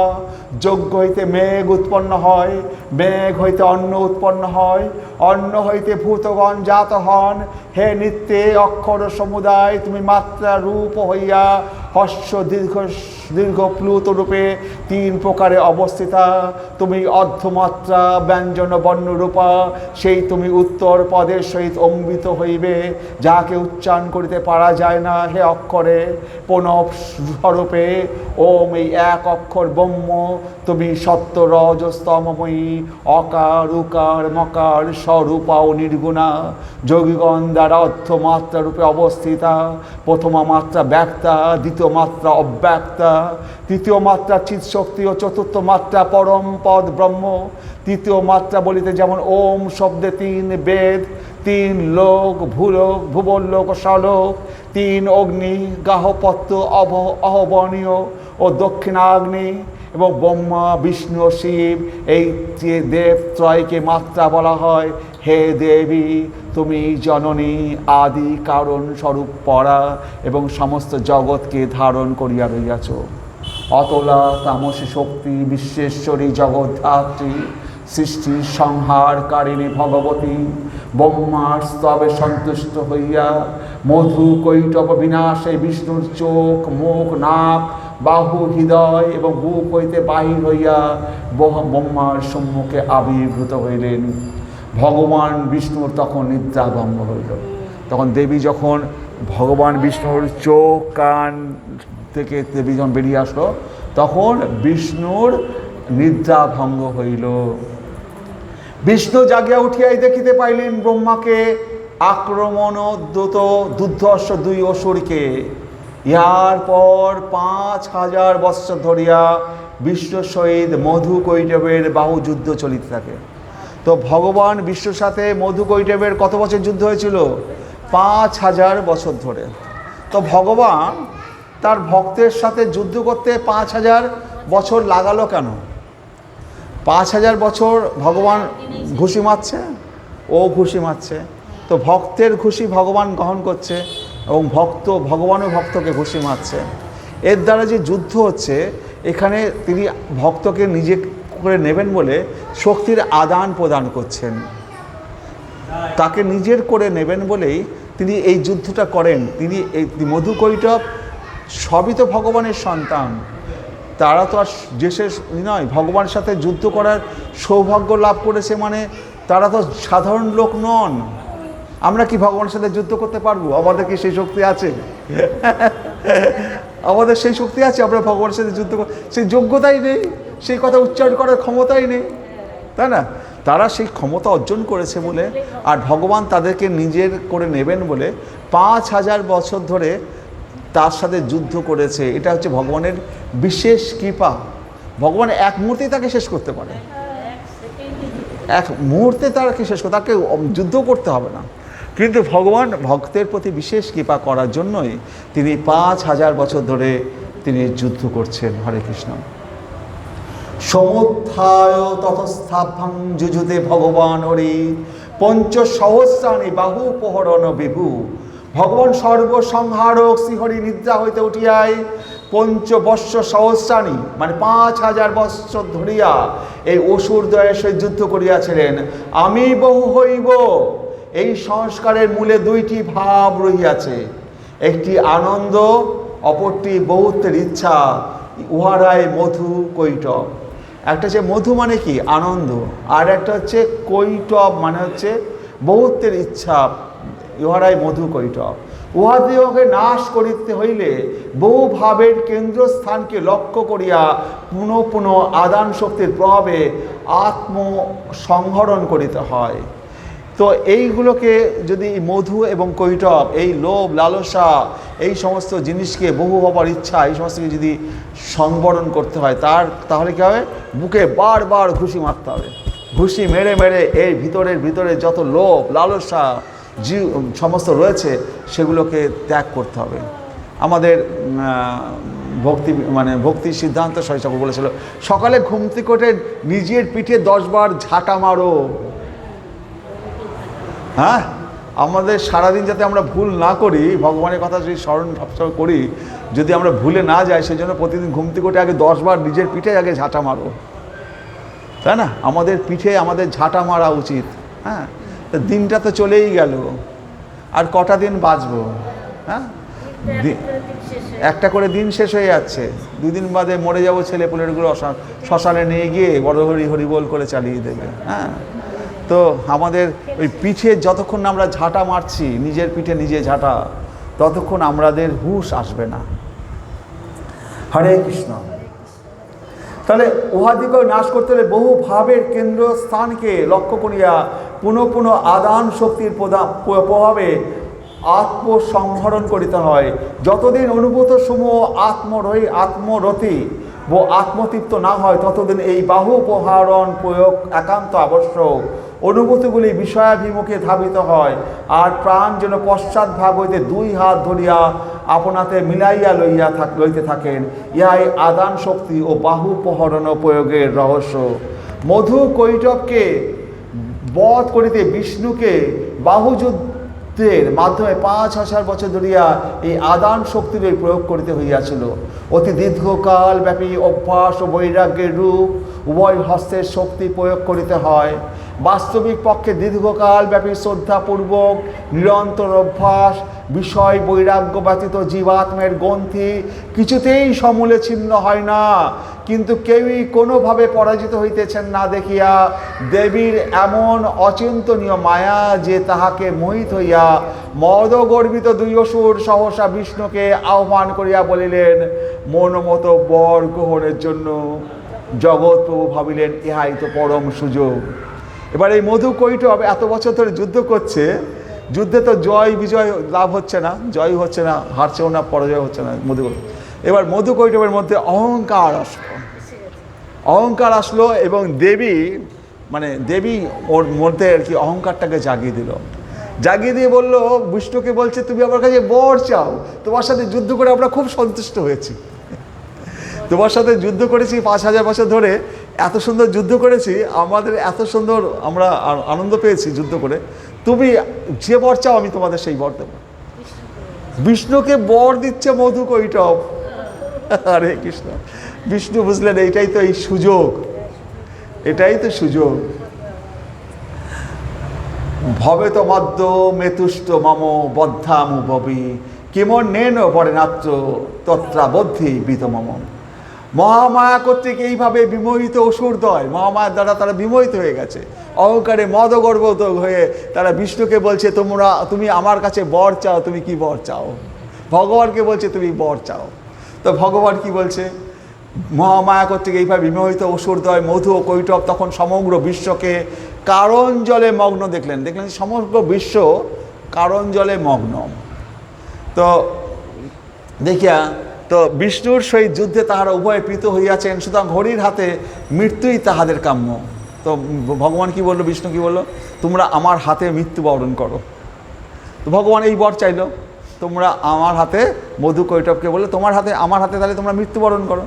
তো তখন মধু কৈটব দেখলো সমগ্র ব্রহ্মাণ্ড তোমার কারণ জলে প্লাবিত, সেখানে কোথাও স্থান নেই। তো বললো যেখানে জল নেই সেখানে আমাদের হত্যা করো। তো তারা জানে জল কোথাও, সব জায়গায় জল, তো কোথায় আমাদের হত্যা করবে? তো বিষ্ণু যেন পৃথিবীর যে স্থানে জলও প্লাবিত হয়নি সেইখানে তাদের বধ করেন। তারা ভাবিয়াছিল চারিদিকে জল, তাই হরি কোথাও বদ্ধভূমি খুঁজিয়া পাইবে না। কিন্তু যিনি সর্বব্যাপী বিভু, তাহার আবার স্থানের অভাব কোথায়? শঙ্খ চক্র গদাধারী ভগবান বিষ্ণু তাই হোক বলিয়া 2 অসুরের মাথা নিজের জঙ্ঘা দেশে রাখিয়া সুদর্শন চক্র দ্বারা ছেদন করিলেন। বিষ্ণু কর্ণ শব্দের অর্থ ব্যাপক চিদাকাশ, শব্দ গুণাত্মক আকাশকে বুঝাইবার জন্যই কর্ণ এবং ব্যাপকতা বুঝাইবার জন্যই বিষ্ণু শব্দটি প্রযুক্ত হইয়াছে। মল শব্দের অর্থ আবরক, নির্মল শুভ্র চিদাকাশের আবরণ স্বরূপ বলিয়া মধু কৈটবকে বিষ্ণু কর্ণ মলোদ্ভূত বলা হইয়াছে। মধুর শব্দের অর্থ আনন্দ, কৈটব শব্দের অর্থ বহুত্ব। সাধক মায়ের কৃপায় দেখিতে পায় নির্মল শুভ্র চিদাবম ক্ষেত্রে মল এবং আবরক স্বরূপ দুইটি সংস্কার ফুটিয়া উঠিয়াছে, একটি বিশিষ্ট আনন্দ, অপরটি বহু ভাবেচ্ছা। এই বহু ভাবেচ্ছামূলক আনন্দ পরমাত্মা সর্বানন্দ হইতে অন্য প্রকার, তাই ইহাকে বিশিষ্ট আনন্দ বলা হইয়াছে। যা হোক, অহংবোধাত্মক আনন্দ বহু ভাবেচ্ছা এই দুইটি অতি দুরূপণীয় সংস্কার, উহারাই সাধকের কৈবল্যের বিরোধী। তাই ইহারা ঘোর অসুর বলিয়া অভিহিত। ইহারা ব্রহ্মাকে হত্যা করিতে উদ্যত হয়।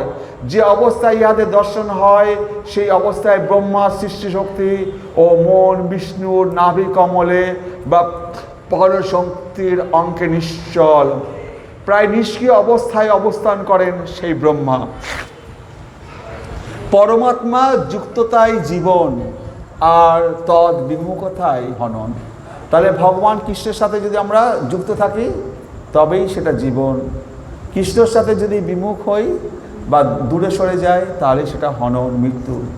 যদিও তখন মন সাময়িকভাবে নিষ্ক্রিয় হইয়াছে, তথাপি তখনও মন নাভি বা মণিপুর চক্রের সম্বন্ধ সম্পূর্ণ পরিত্যাগ করিতে পারে নাই।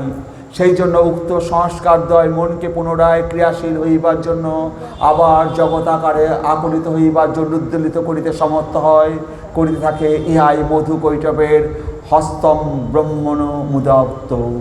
দেবীতত্ত্বের মধ্যম চরিত্রে দেবী মহামায়া নিজের হাতে দুরাত্মা মহিষাসুরকে বধ করেন।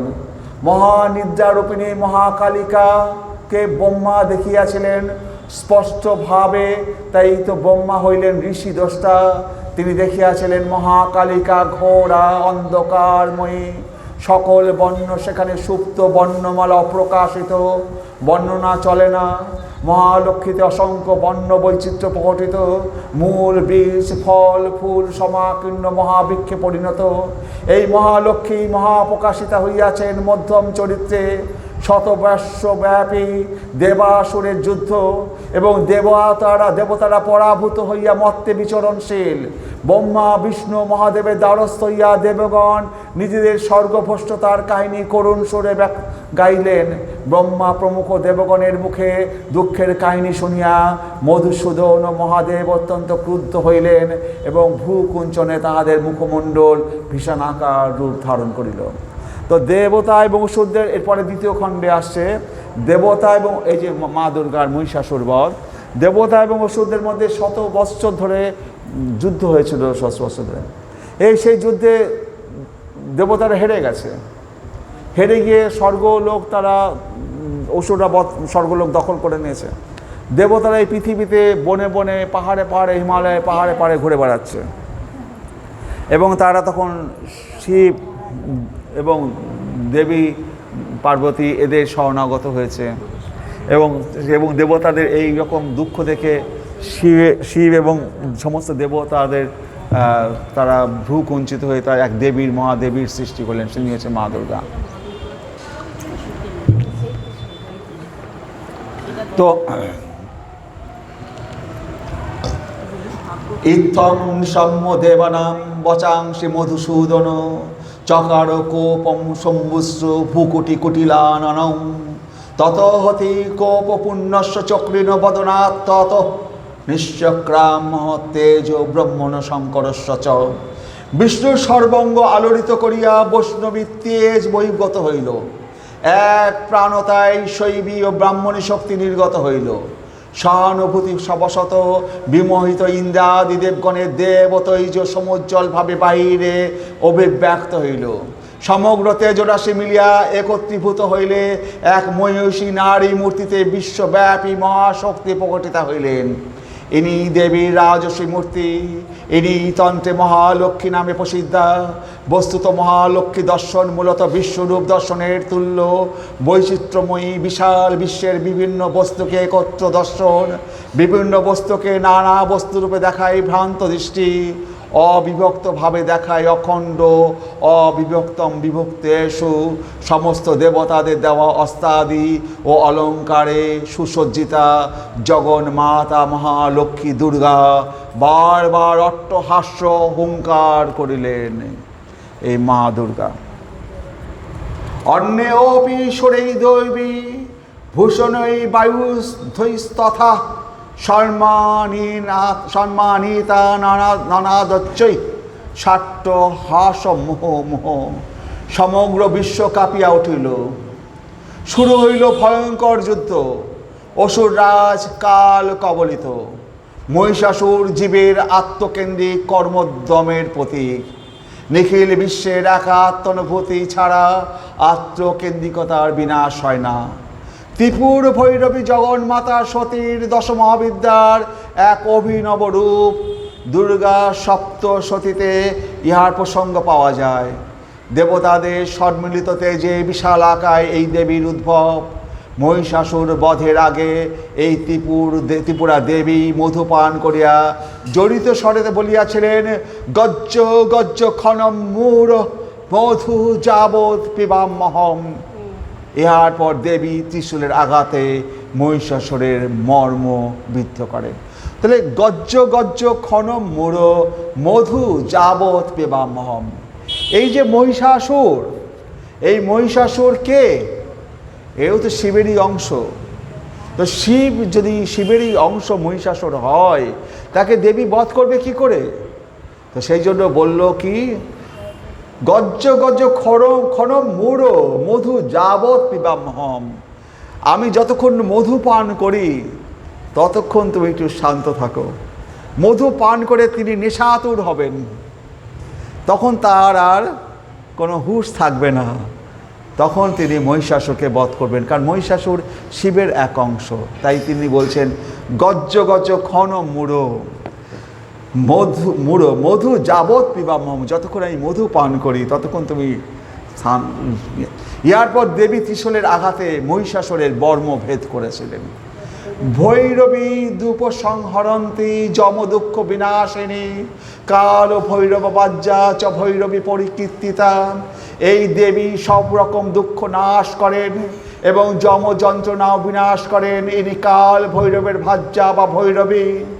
মুন্ডমালা তন্ত্র মতে ত্রিপুর ভৈরবী ভগবান নৃসিংহদেবের অভিন্ন শক্তি। সংকট মুক্তির জন্য মানুষ এই দেবীর উপাসনা করিয়া থাকে। এই মহালক্ষ্মী দেবী দুর্গার অঙ্গজ্যোতিতে ত্রিভুবন আলোকিত। তাহার পদভরে পৃথিবী অবনত। যিনি গগন স্পর্শী, তাহার হাতেই মহিষাসুরের জীবন অবসান। অমর বৃন্দের অস্ত্রে অধিকতর শক্তিশালী দেবীর বীর্য ও পরাক্রমের কাছে মহিষাসুরের সকল দর্প হয় বিচূর্ণিত। দেবীর হাতে মহিষাসুর বধের পর দেবগণ স্বর্গরাজ্যে পুনঃপ্রতিষ্ঠিত হন। দেবগণ মহালক্ষ্মী স্তুতি করিলেন এবং প্রার্থনা জানাইলেন, যখনই স্মরণ করিবেন তখনই মহাবিপদ হইতে তিনি যেন রক্ষা করেন। সংস্মিতা সংস্মিতা তম নহিংস্যেথা পরমাপদ। তো দেবী কাছে যখন দেবতারা প্রার্থনা করলেন দুর্গা দেবীর কাছে, যে যখনই আমরা বিপদে পড়ব তখন আমরা যদি তোমাকে স্মরণ করি তুমি আমাদেরকে রক্ষা করবে। এই কথাটার উপর পরবর্তী স্তর রয়েছে। দেবগণ মহিষাসুরের বধের পর হিতরাজ্য ফিরিয়া পাইলেন বটে, তবে কিছুকালের মধ্যে শুম্ভু ও নিশুম্ভ নামক অসুর ভাতৃদ্বয়ের অত্যাচারে দেবগণ পুনরায় স্বর্গাধিকার হারাইলেন। মহিষাসুরকে বধ করার পর দেবী তো স্বর্গরাজ্য ফিরিয়ে দিয়েছিল, তারপরে আবার শুম্ভ নিশুম্ভের আবির্ভাব হলো। আবার সেই দেবতারা স্বর্গরাজ্য থেকে বিচ্যুত হলেন, স্বর্গাধিকার হারালেন।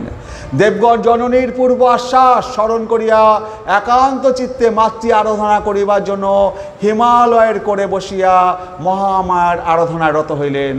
আশ্চর্য মধুর ছন্দে দেবতারা আকুল কণ্ঠে উহা গাইতে লাগিলেন, কিন্তু কোনো কিছুর জন্য কামনা ছিল না তাহাদের ওই স্তবমালায়। শুধুই মাতৃ মহিমা ও মাতৃ স্বরূপকে বাঙ্ময়ী করা হইয়াছিল। সুললিত সত্যে সুস্পষ্ট ভাষায় পুনঃ পুনঃ উচ্চারিত হইতেছিল, নম নম। দেবগণের হৃদয়ে উচ্চারিত ওই নম নম উচ্চার নমস্তস্যৈ নমস্তস্যৈ নম নম নম।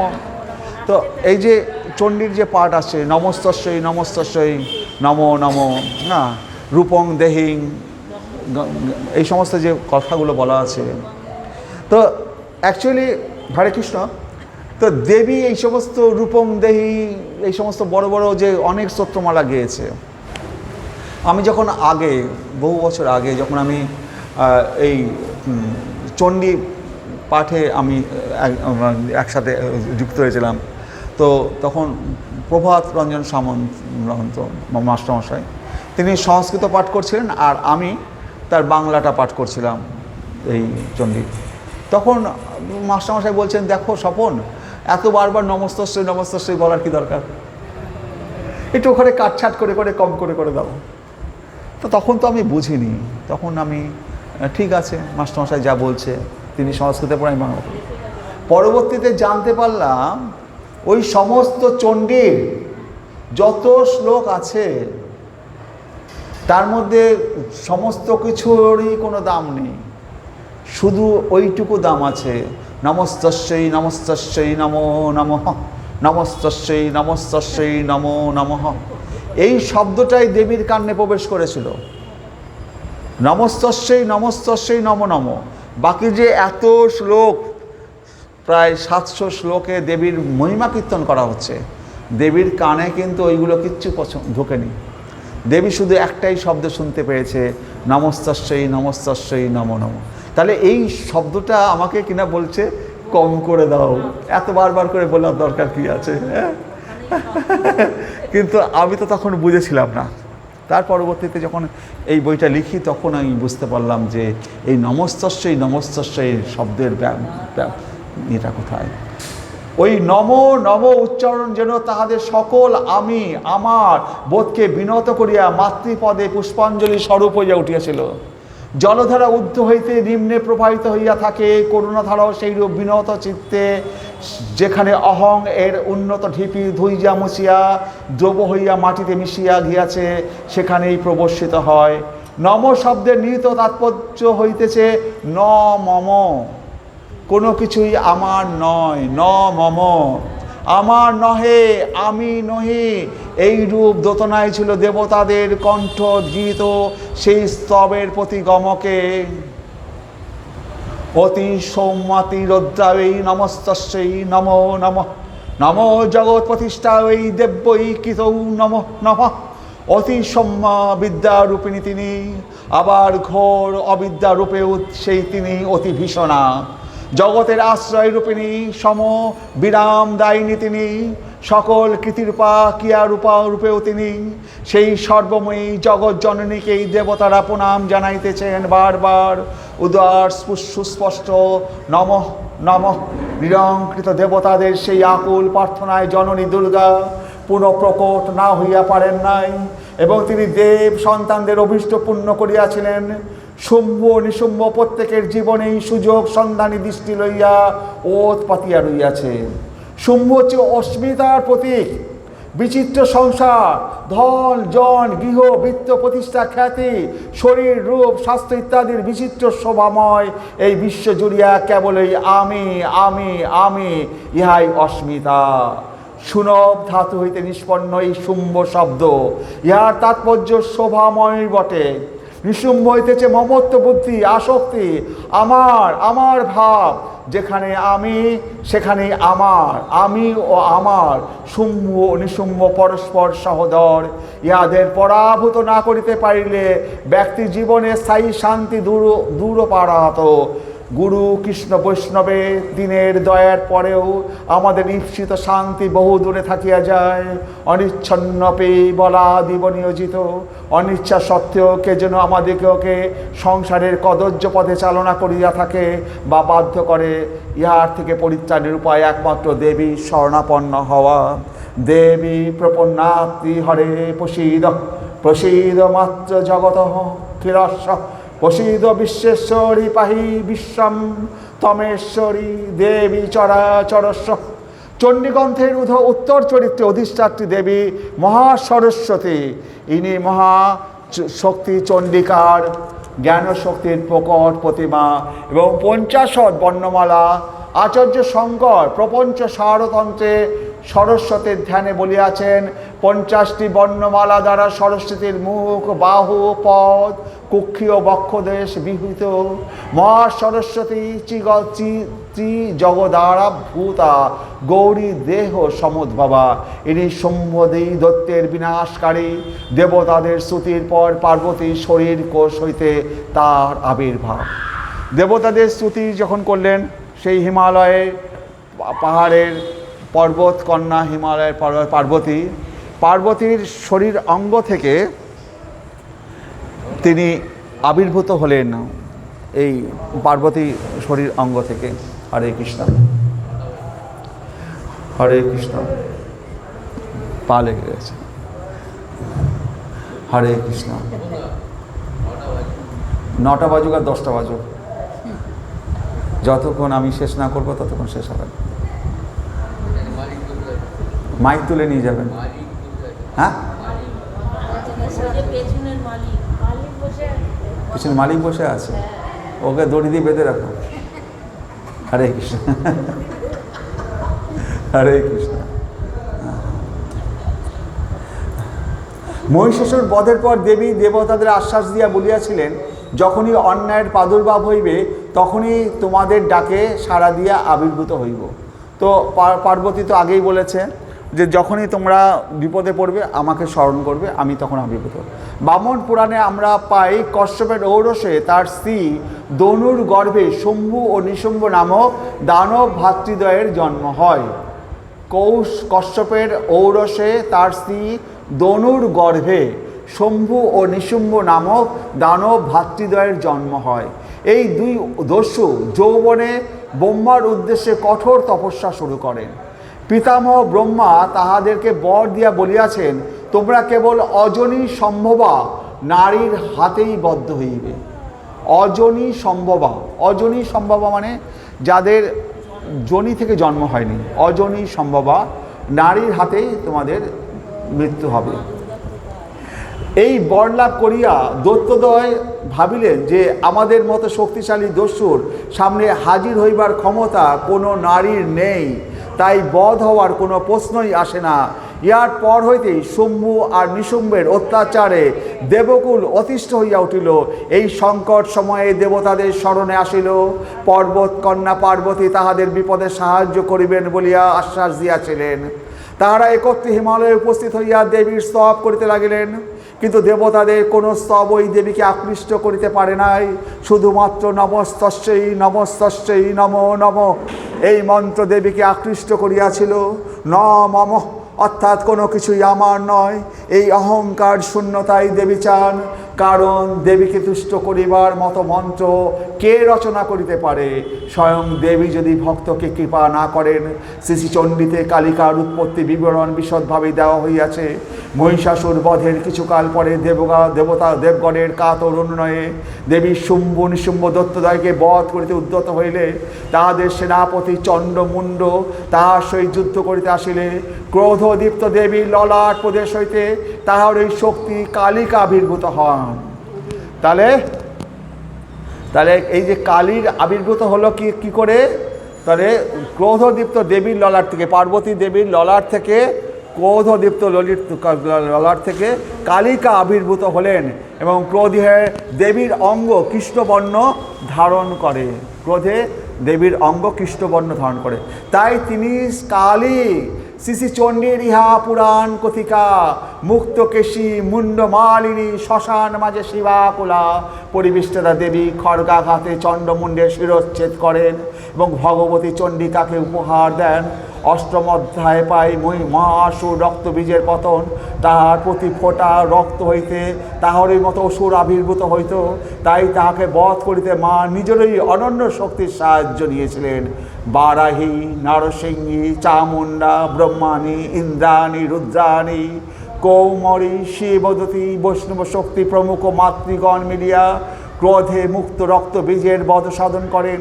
দত্তের দেহ নিশ্চিত রুধির ধারা ভূতলে পড়িবা মাত্র মা কালী নিজ জিহ্বা প্রসারিত করিয়া সমস্ত রুধির ধারণ করেন। আর এই কালী রূপে ব্রহ্মময়ী জগৎ জননী বিশেষভাবে মানব মনে ধরা দিয়াছে। মহাকালী হইলেন কাল রূপ।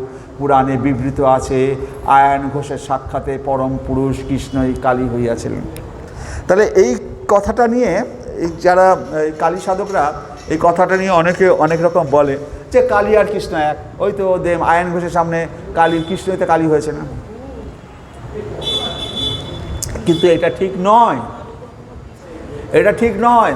কৃষ্ণ কালী হতে পারেন, কৃষ্ণ আপনি কৃষ্ণ ইচ্ছা করলে আপনি রূপ ধারণ করতে পারেন, কৃষ্ণ যা ইচ্ছা তাই করতে পারেন, কিন্তু কালী কখনো কৃষ্ণ হতে পারবে না।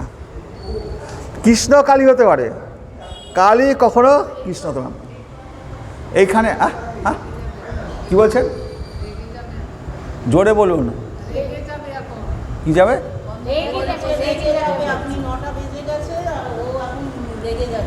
রেগে যাচ্ছে বললে হবে না। আজকে এটা শেষ না করলে পরে অসম্পূর্ণ পাঠ হয়ে যাবে না। পাঠের তো একটা গুরুত্ব আছে। আমি তো পুরো পড়বো না, আমার যতটুকু পড়ার আমি ততটুকু পড়বো। হরে কৃষ্ণ। হ্যাঁ, সামনের সপ্তাহ হবে না, এই জিনিস আমি একদিনই পড়বো, দ্বিতীয় দিন আর পড়বো না। এত সহজ জিনিস নয়, এই জিনিস সহজ জিনিস নয় যে আমি দ্বিতীয় দিন পড়বো। হ্যাঁ, পুরো বই কে পড়বে? আপনাকে কে বলেছে পুরো বই পড়বে? আপনারা তো ধর্ম বোঝেন না, কিছু বোঝেন না। একটা জিনিস তার একটা সিস্টেম আছে। হ্যাঁ, যদি আমি আপনাকে পূর্ণতত্ত্ব না দিই, অর্ধেক পথে ফেলে দিই, মাছ জলে ফেলে দিই, আপনাকে তো আমাকে উদ্ধার করতে হবে না। হরে কৃষ্ণ।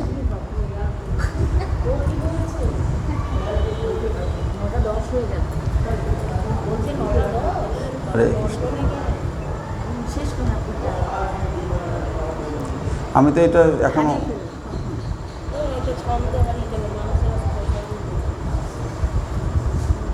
আমি সামনের সপ্তাহ থেকে আসবো না, তখন ভালো লাগবে।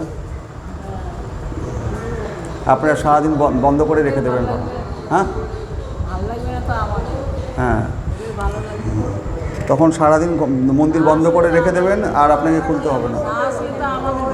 না, মন্দির বন্ধ করে রেখে দেবে, আর খুলতেও হবে না।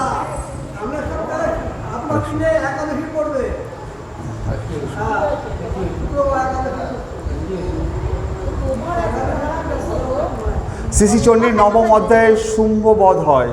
ভাইয়ের মৃত্যুতে কাতর প্রবল ক্রোধান্বিত শুম্ভ যুদ্ধে আসিয়া দেখিল। এবার শুম্ভ বধ হওয়ার পরে এবার শুম্ভ বধ হয়, এবার এই যে নিশুম্ভ ছিল, শুম্ভ আর নিশুম্ভ, এবার ভাইয়ের মৃত্যুতে কাতর হইয়া প্রবল ক্রোধান্বিত শুম্ভ যুদ্ধে আসিয়া দেখিল পার্বতীর বক্ষে অগণিত দেবমূর্তি যুদ্ধরতা। তো এবার দেবী তো অনেক রূপ ধারণ করেছে, এবার দেবী অনেক রূপ ধারণ করেছে। আর দেবী বলেছিল যে আমি এক রূপে তোমাকে বধ করব। তাহলে তাহলে ইয়ে হচ্ছে না, বৈষম্য হচ্ছে না। তুমি বলেছিলে তুমি এক রূপে বধ করবে, তুমি অনেক রূপ ধারণ করেছো। হ্যাঁ, তো এটা কীরকম হলো আমার সাথে যুদ্ধের এইরকম? তাহলে কাতর ক্রোধান্বিত শুম্ভ যুদ্ধে আসিয়া দেখিল পার্বতীর পক্ষে অগণিত দেবমূর্তি যুদ্ধরতা। কুপিত অসুর বলিতেছেন যে সত্য ছিল, দেবী যুদ্ধের পূর্বে বলিয়াছিলেন, যোমাং জয়তি সংগ্রামে যো মে প্রতি বল লোকে যো মে ব্যাপ হতি রণে সম মে ভত্তা ভবিষ্যতে। যে আমাকে যো মাং জয়তি সংগ্রামে, যে আমাকে সংগ্রামে জয় করবে, সংগ্রামে জয় করবে। যো মাং প্রতি বল লোকে, এবং যে আমাকে প্রতি বল লোকে, যো মে ব্যাপহতি রণে সম মে ভত্তা ভবিষ্যতে, আমি তার ভত্তা মানে তার স্ত্রী হব।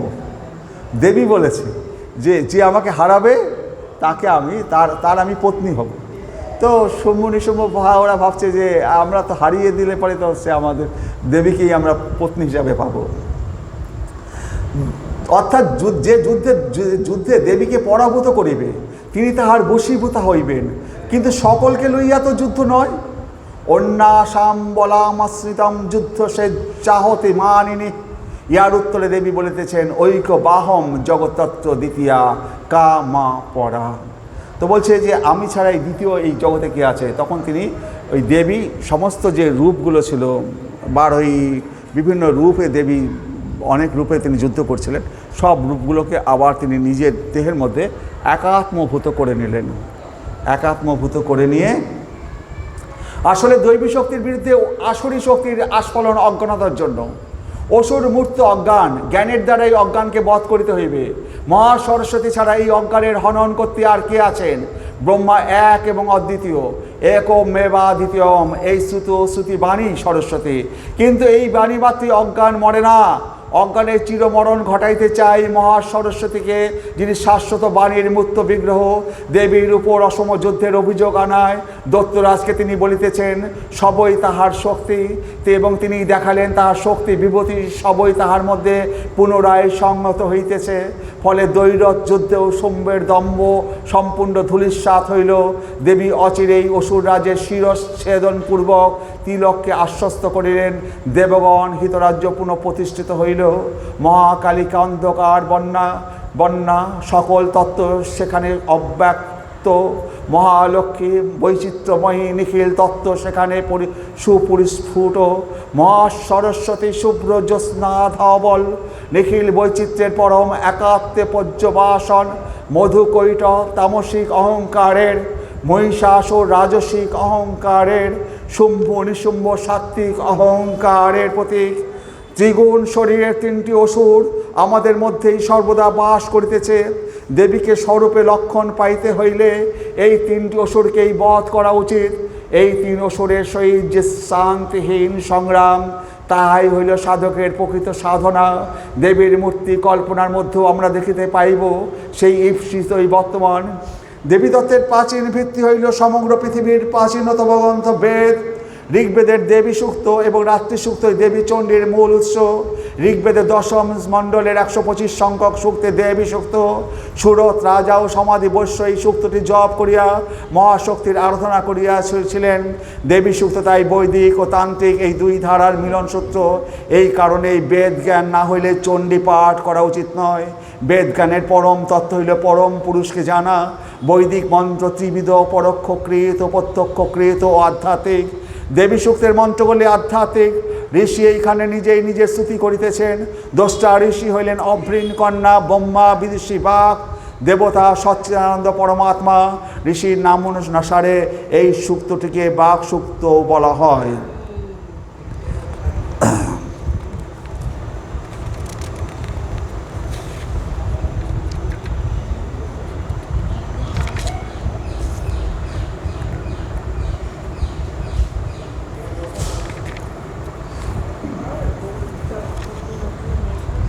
দেবী ভাগবতে সাবিত্রী ও সত্যবানের একটি ঘটনা দেখতে পাই। সত্যবানের মৃত্যু হলে সাবিত্রী এবং সত্যবানের একটা ঘটনা এখানে বলছি। তো সাবিত্রী এবং সত্যবানের একটি ঘটনায় দেখতে পাই, সত্যবানের মৃত্যু হলে যমরাজ সত্যবানের বৃদ্ধাঙ্গুষ্ঠ পরিমিত জীব পুরুষকে গমন করিতে আরম্ভ করিলেন। সাবিত্রী তার পশ্চাৎ গমন করিতে লাগিলেন। যমরাজ সাবিত্রীকে বলিলেন, পাঞ্চভৌতিক নশ্বর দেহ ধারণ করিয়া কোনো মনুষ্য কখনো যমলোকে যাইতে পারে না। সকল প্রাণীর কর্ম হইতেই জন্ম ও মৃত্যু হইয়া থাকে। পতিব্রতা সাবিত্রী যমরাজকে প্রশ্ন করিলেন, হে ধর্মরাজ, কর্ম কাহাকে বলে? কর্মের নিমিত্ত কারণ কি? উপাদান কারণই বা কি? দেহি কে এবং দেহই বা কি? এই দেহের নিষ্পাদক কে? এটা হচ্ছে 31 পাতায় আছে, 31 পাতায় আছে। শরীরের পান কি? প্রাণীদের ইন্দ্রিয় কি? ভোগ কি প্রকার এবং তাহা হইতে নিষ্কৃতই বা কি প্রকার? ভোগকর্তা কে এবং কেই বা ভোগ করিয়া থাকেন? জীবই বা কে? পরমাত্মাই বা কে?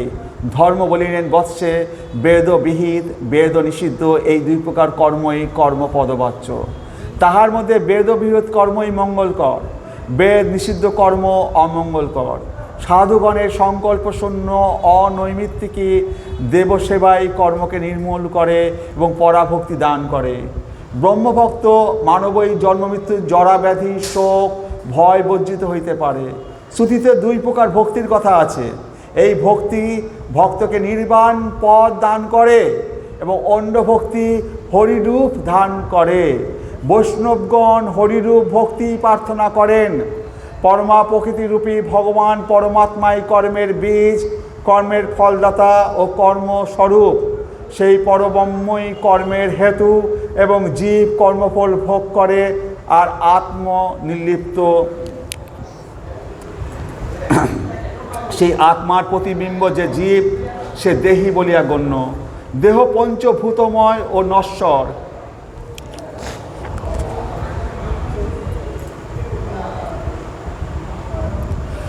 জীবরূপ দেহী কর্মের কর্তা ও ভক্তা, পরমাত্মায় ভোগ করায়, বুদ্ধি জ্ঞানের জননী। দেহীদের কাল ও পানস্বরূপ ঈশ্বরাংশে সংসারাত্মক মন ইন্দ্রিয়গণের শ্রেষ্ঠ, দেহীগণের কর্মের প্রেরক। মন অদৃশ্য ও জ্ঞান বিশেষ। প্রকৃতি হইতে অতীত নির্গুণ পরব্রহ্মই পরমাত্মা। স্বয়ং ভগবান শ্রীকৃষ্ণই হইলেন সকল কারণের কারণ। ঈশ্বর পরমকৃষ্ণ সচ্চিদানন্দ বিগ্রহ, অনাদিরাদি গোবিন্দ সর্বকারণ কারণম। কর্মভোগ নির্মূল হইলেই ভক্তি লাভ হইয়া থাকে। কর্মফল নির্মূল হইলেই ভক্তি লাভ হইয়া থাকে। তো কর্মফল নির্মূল করবো কি করে?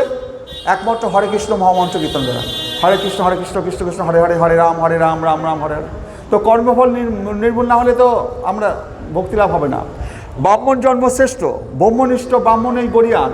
সকাম ব্যক্তিদের কর্মভোগ করিতে হয়, নিষ্কাম ব্যক্তিদের কর্মভোগ করিতে হয় না এবং দেহান্তের সংসারে আসিতে হয় না। যে সকল ভক্ত চতুর্ভুজ নারায়ণের সেবা করেন, তাহাদের দেহান্তে দিব্য রূপ ধারণ করিয়া গোলকে গমন করেন। আর যাহারা দ্বিভুজ শ্রীকৃষ্ণের সেবা করেন, তাহারা দেহান্তে বৈকুণ্ঠে গমন করেন। এখানে দ্বিভুজ এবং চতুর্ভুজ এই ঘটনায় এই রূপ। পূর্বে সৃষ্টির আগে রাসমণ্ডলে পরমাত্মা শ্রীকৃষ্ণের বাম ভাগ হইতে লক্ষ্মী এবং দক্ষিণ ভাগ হইতে রাধিকা উৎপন্ন হন। দুইজনেই রূপে গুণে তেজে ও বয়সে সমান। রাধিকা উৎপন্ন হইয়াই আগে দ্বিভুজ কমনীয় শ্রীকৃষ্ণকে প্রার্থনা করেন, পরে মহালক্ষ্মীও সেই কৃষ্ণকে প্রার্থনা করিলে শ্রীকৃষ্ণ দুই রূপ ধারণ করেন। কৃষ্ণের দক্ষিণ দিকের মূর্তি দ্বিভুজ এবং বাম অংশের মূর্তি চতুর্ভুজ রূপ ধারণ করিল। তখন দ্বিভুজ শ্রীকৃষ্ণ মহালক্ষ্মীকে চতুর্ভুজ নারায়ণ দান করিলেন। এইভাবে দ্বিভুজ শ্রীকৃষ্ণ রাধাকান্ত এবং চতুর্ভুজ নারায়ণ লক্ষ্মীকান্ত হইলেন। মহালক্ষ্মী পুণ্যতমরূপে বৈকুণ্ঠে নারায়ণের সহিত অবস্থান করিতে লাগিলেন। সর্বযজ্ঞে দীর্ঘা, সর্বতীর্থ ভ্রমণ। পুরাণ সকল শাস্ত্রে পঞ্চদেবতা শিব শক্তি বিষ্ণু সূর্য গণেশ পুজোই মানবগণের সকল কর্মের মধ্যে সেট। ইহাতে ভক্তিরূপ বৃক্ষের অঙ্কুর ও কর্মরূপ বৃক্ষের ছেদন হইয়া থাকে। এই পঞ্চদেবতাই শালক্য, স্বরূপ, সামীপ্য ও নির্বাণ, এই চারি প্রকার মুক্তির প্রদান কর্তা। কিন্তু দেবী ভক্তগণ তাহার সেবা ব্যতীত কোনোই মুক্তি চান না, কারণ এই চারি প্রকার মুক্তি সেবারহিত। এই যে চার প্রকার মুক্তি, এটা সেবারহিত। আর কিন্তু ভক্তি সেবাবদ্ধিনী। ইহাই হলো ভক্তি ও মুক্তির প্রভেদ। এই দেবীর সংকীর্তন অনন্ত দেব সহস্র মুখে, ব্রহ্মা চতুর্মুখে, শিব পঞ্চমুখে এবং বিষ নিজ মুখে তাহা বর্ণনা করিতে পারেন না। তিনি সৃষ্টির পূর্ব সৎরূপে অবস্থিত। হরে কৃষ্ণ কৃষ্ণ কৃষ্ণ হরে হরে, হরে রাম রাম রাম হরে হরে। ওম নমো ভগবতে বাসুদেবায় নমঃ।